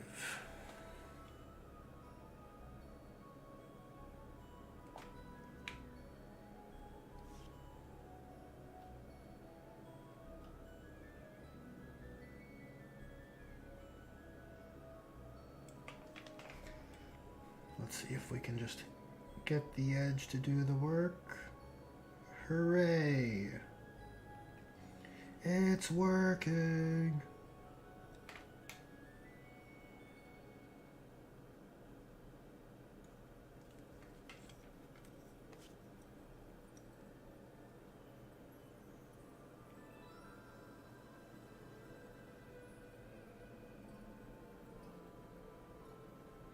There it is.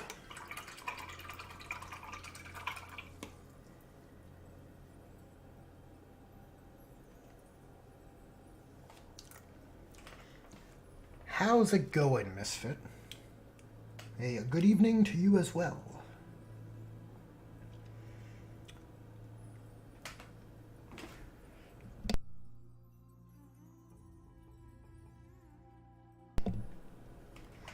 Okay, so let's get the old London Grey going.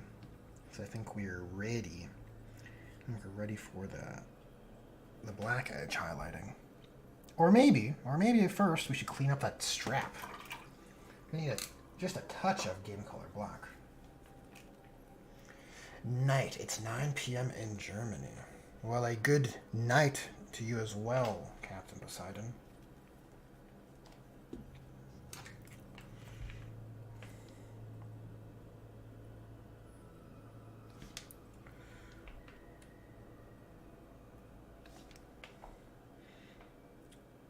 Yeah, this is an afternoon stream for me, but I appreciate if you're tuning in regardless of whatever time it is for you.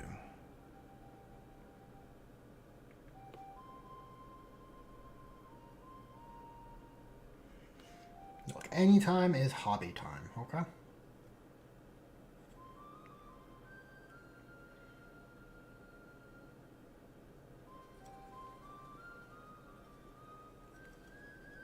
Yep, that looks a lot better.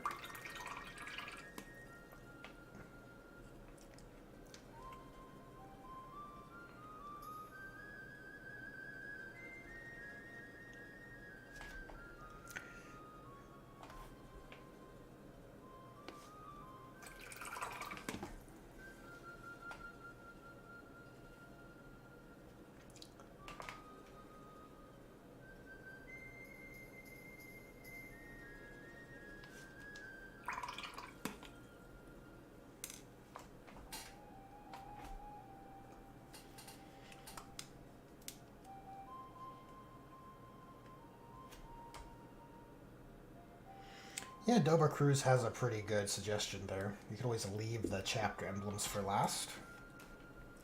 Alright, wait till all the decals come in.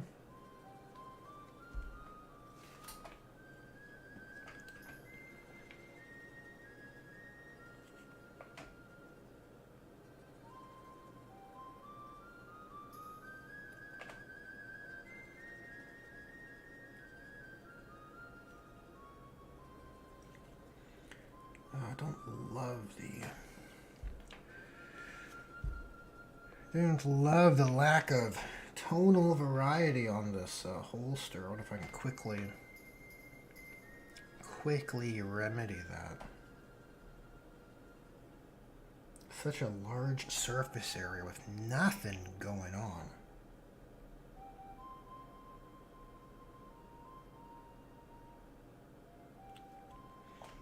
Now let's carry that through. We got the colors. We got the colors out.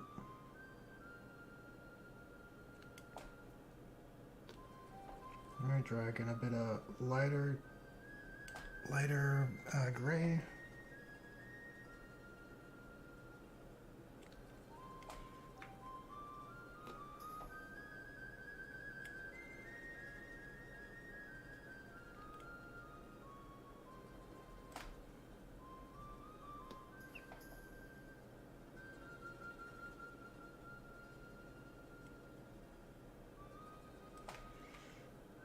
That's a fairly aesthetically pleasing look. So we'll keep that.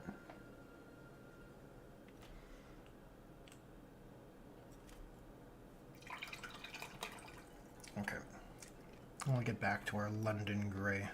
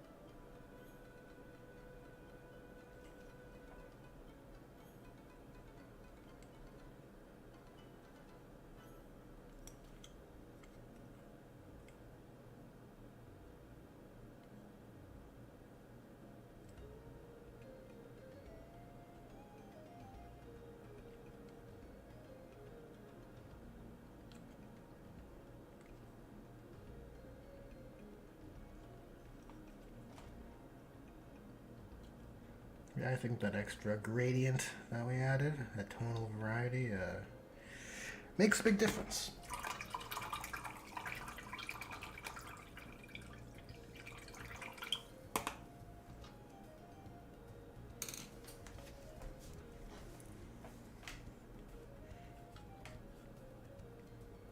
Okay, before heading over to the upper body, let's just edge hide a little bit of London gray on the The Rube.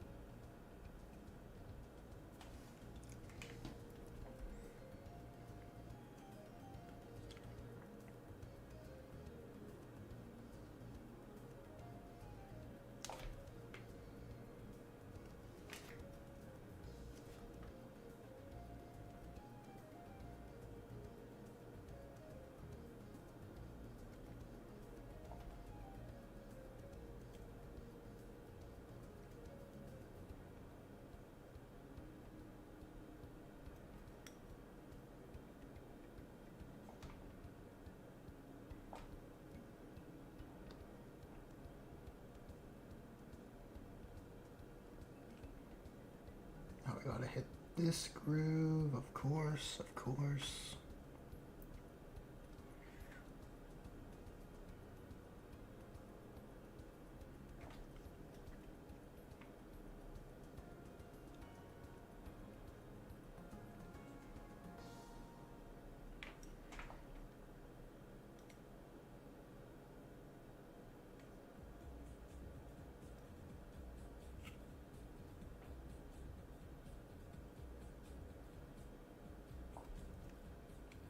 Cool. Like it's coming together.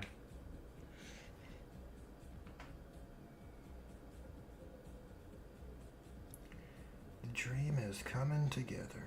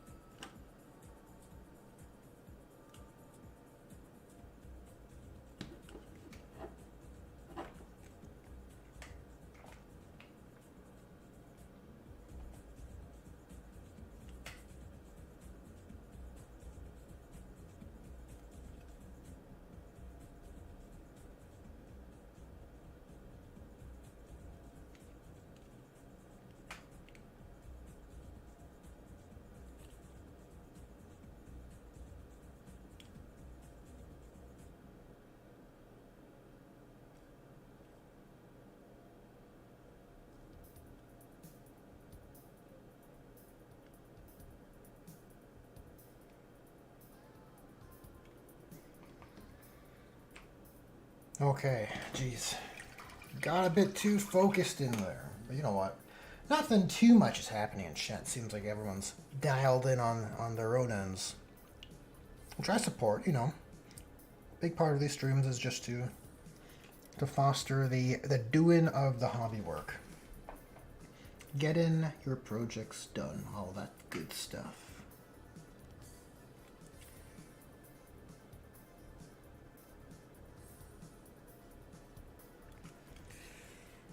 Seems like the black areas are nearly done, but for the the backpack, which doesn't take too long, thankfully.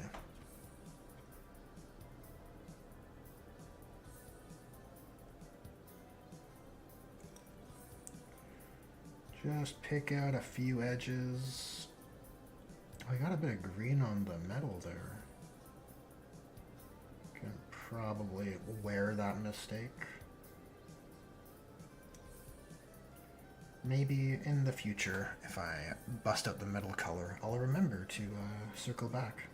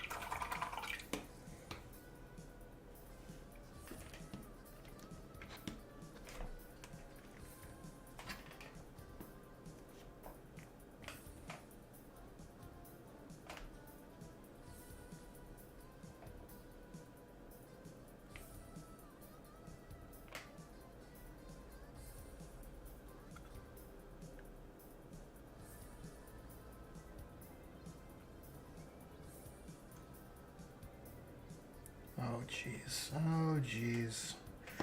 Okay, we're gonna have to fix that. I can't wear that one.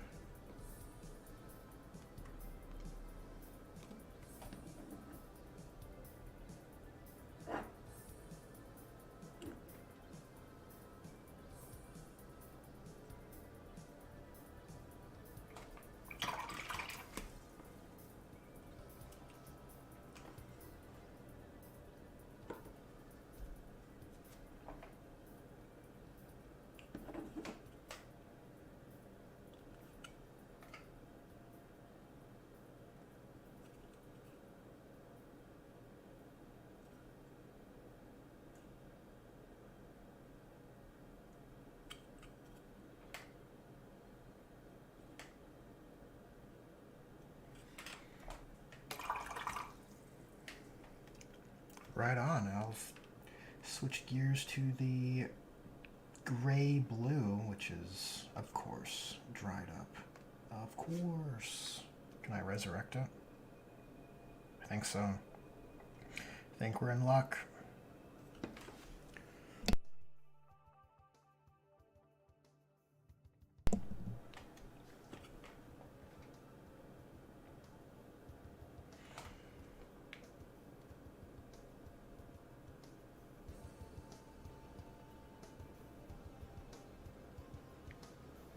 And that was a little too blue, so we're gonna dial it back a little bit.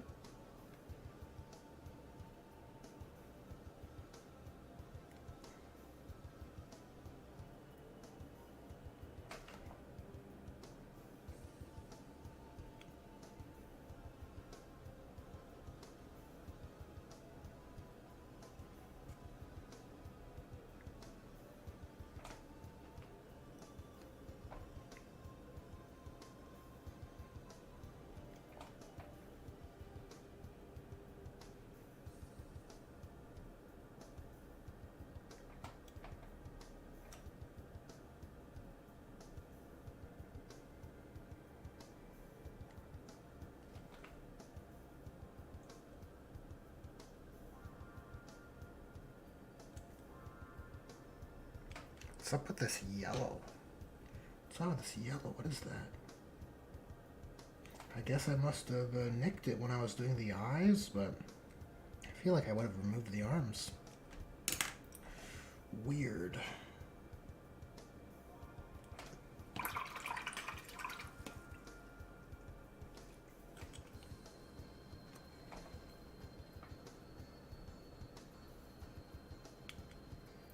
How weird.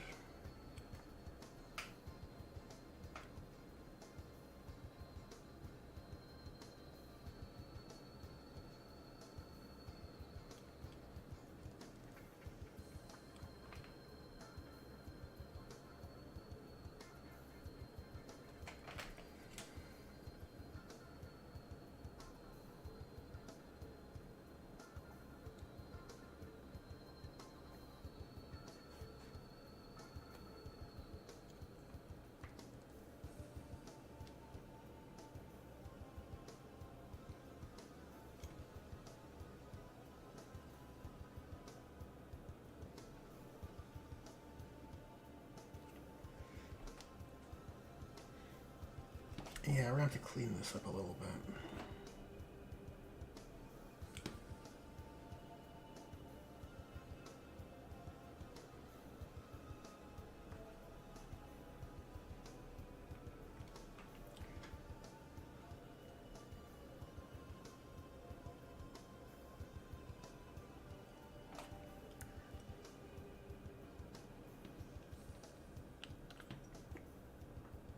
Get off.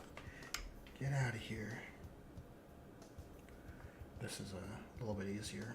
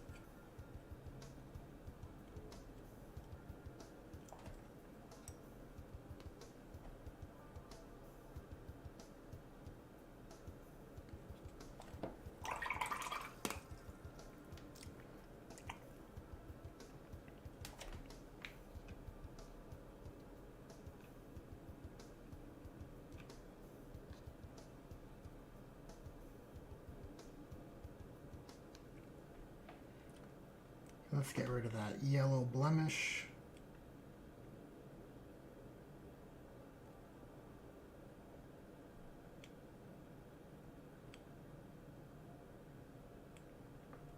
And this one here as well.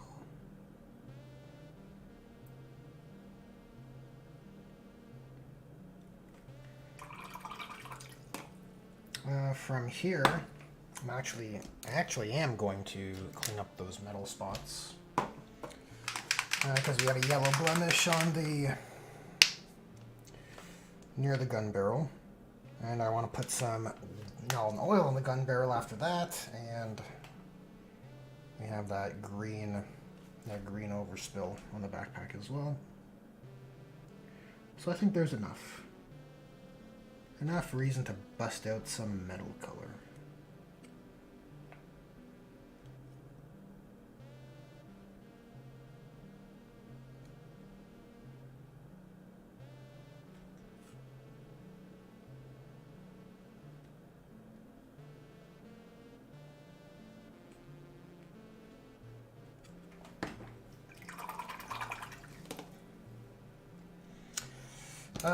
Paint Games, I don't know, asks at what the 40K, what will be your basing?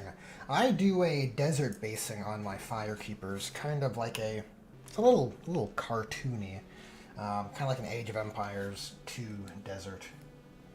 color scheme. I actually have one on my Ancient. You can kind of see them. This kind of basing. Yeah, sometimes I put a little small grass tuft on there, just a little pepper of a vegetation. But yeah, kind of like a fairly yellow desert basing. It's not like a Caribbean sand. It's more like I don't know, like an Age of Empires 2 desert. I suppose Age of Empires 2 is a core memory.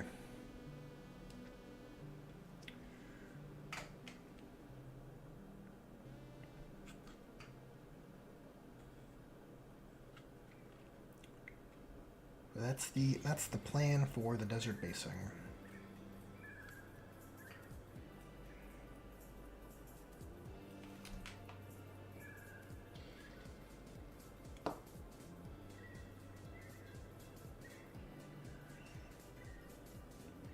Okay, let's get some gnome oil, and hopefully it can remedy the barrel hole.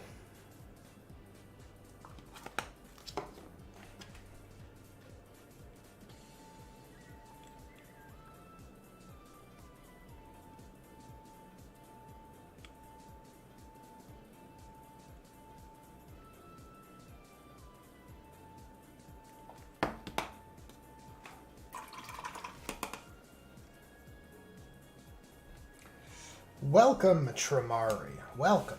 Good to see you. Your computer's not liking this stream with a VPN. Oh,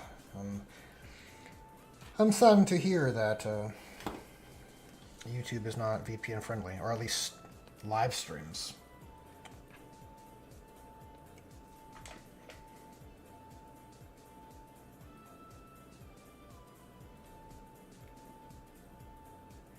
Look, this barrel hole here is slightly mangled. It's not the most pristine.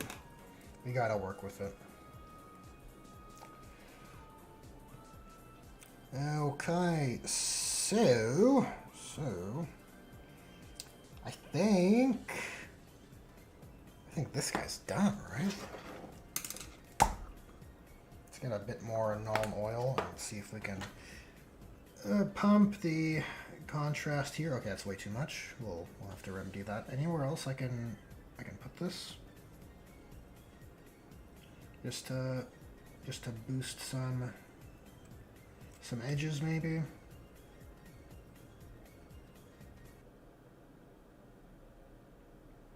Now we can put it in these grooves. It's not a terrible place for excess wash.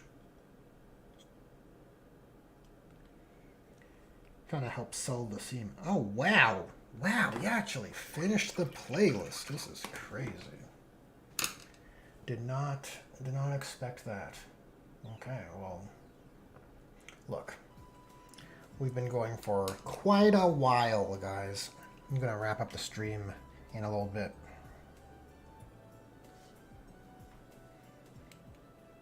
I realized I forgot the underneath of this knee pad as well. I'm going to try. We're going to try and see if we can quickly...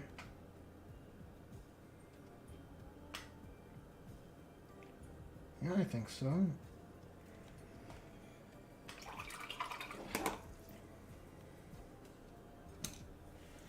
What are the names of my companies? Asks Dova Cruz. Well, I just kind of go with Ninth Company or Third Company. If they had names, I suppose they would just be somehow tied into the Monster Hunter beasts that they're tied to or related to. But I just kind of go with the new numbers, the codex numbers for those companies. Though it would be fun to kind of attach a appropriate moniker to each.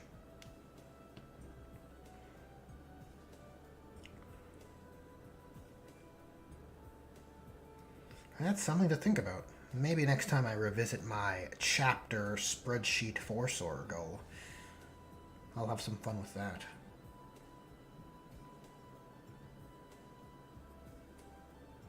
Okay, I think this guy is all set. Another one ready for basing.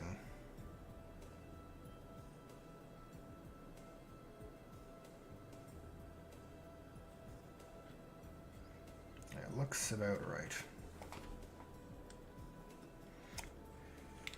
Or maybe decaling before basing. That's probably the right way to go. I'll probably go for another 8 minutes or so, guys. Just a FYI. Who do I want to... We'll keep him off to the side, and we'll start with this guy. Just use up a little bit of this London Grey on the palette.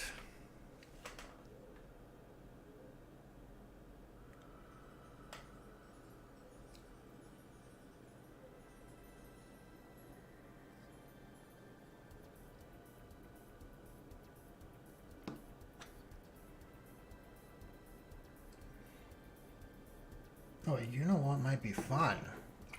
A little bit of quick red edge highlighting on the sword. Everyone likes a sword. What do we got? We got Wild Rider. I think that's the edge highlighting color to use.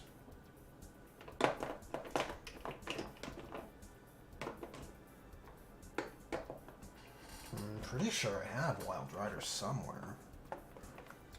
Oh yes, here it is.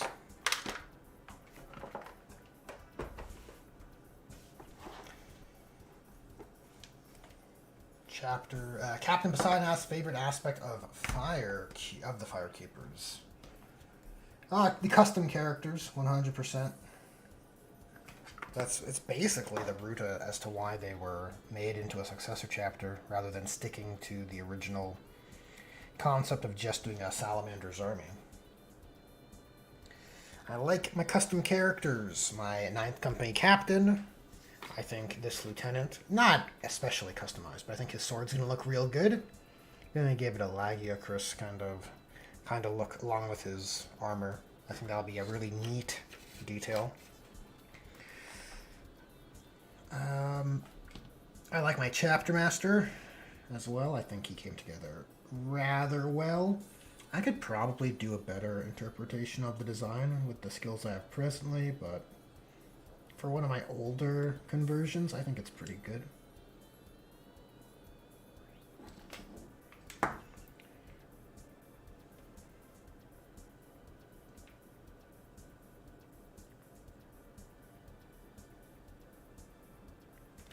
And my banner, I like that. The free-handed Acantor turned out very well. That was that was quite the experiment. I think that was one of the earlier hobby streams I did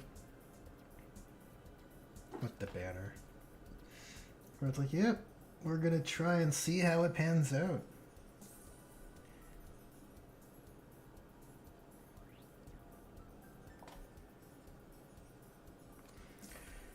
There's some interesting vehicles in the Firekeepers as well. I've added tusks to many of the floating tanks.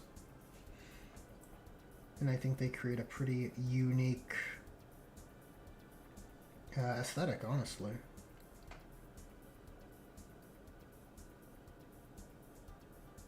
Definitely sets them apart from your typical repulsors.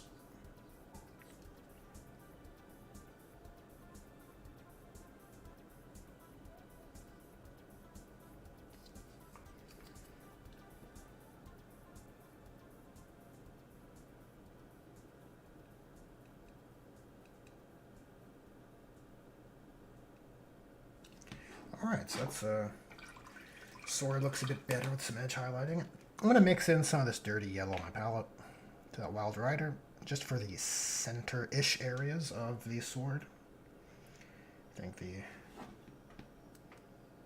will enhance the gradient, I suspect.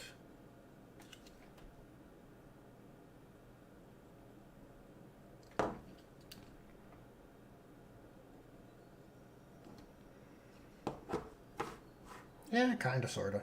It's subtle. It's subtle.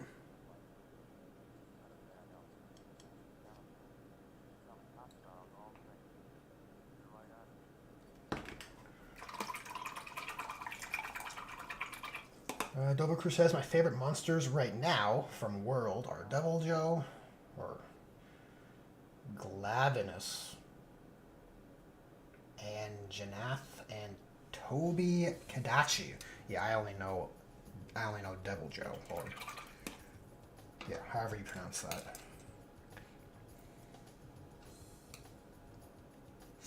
Captain Poseidon asks, okay, can everyone in chat take a moment and tell us their custom chapter? Oh, that's a great question. That is a great question. We do have some silver on the palette. Or on the water cap still. Can I enhance this a little bit? Enhance this carving knife, maybe? It's a really big carving knife, though.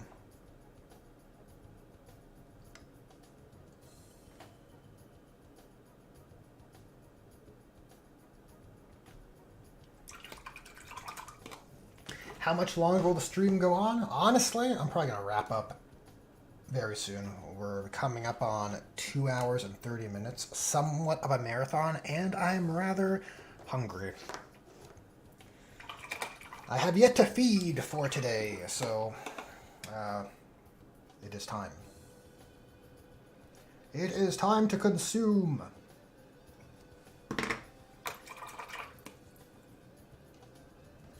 Just gotta take care of your brushes, you know? Gotta use your little brush soap, keep them nice and clean. Let them know they're loved. You thank your brushes for their work, and you pack it up. Okay, guys. Okay, well, this was a pretty productive hobby jam. And I thank everyone for tuning in.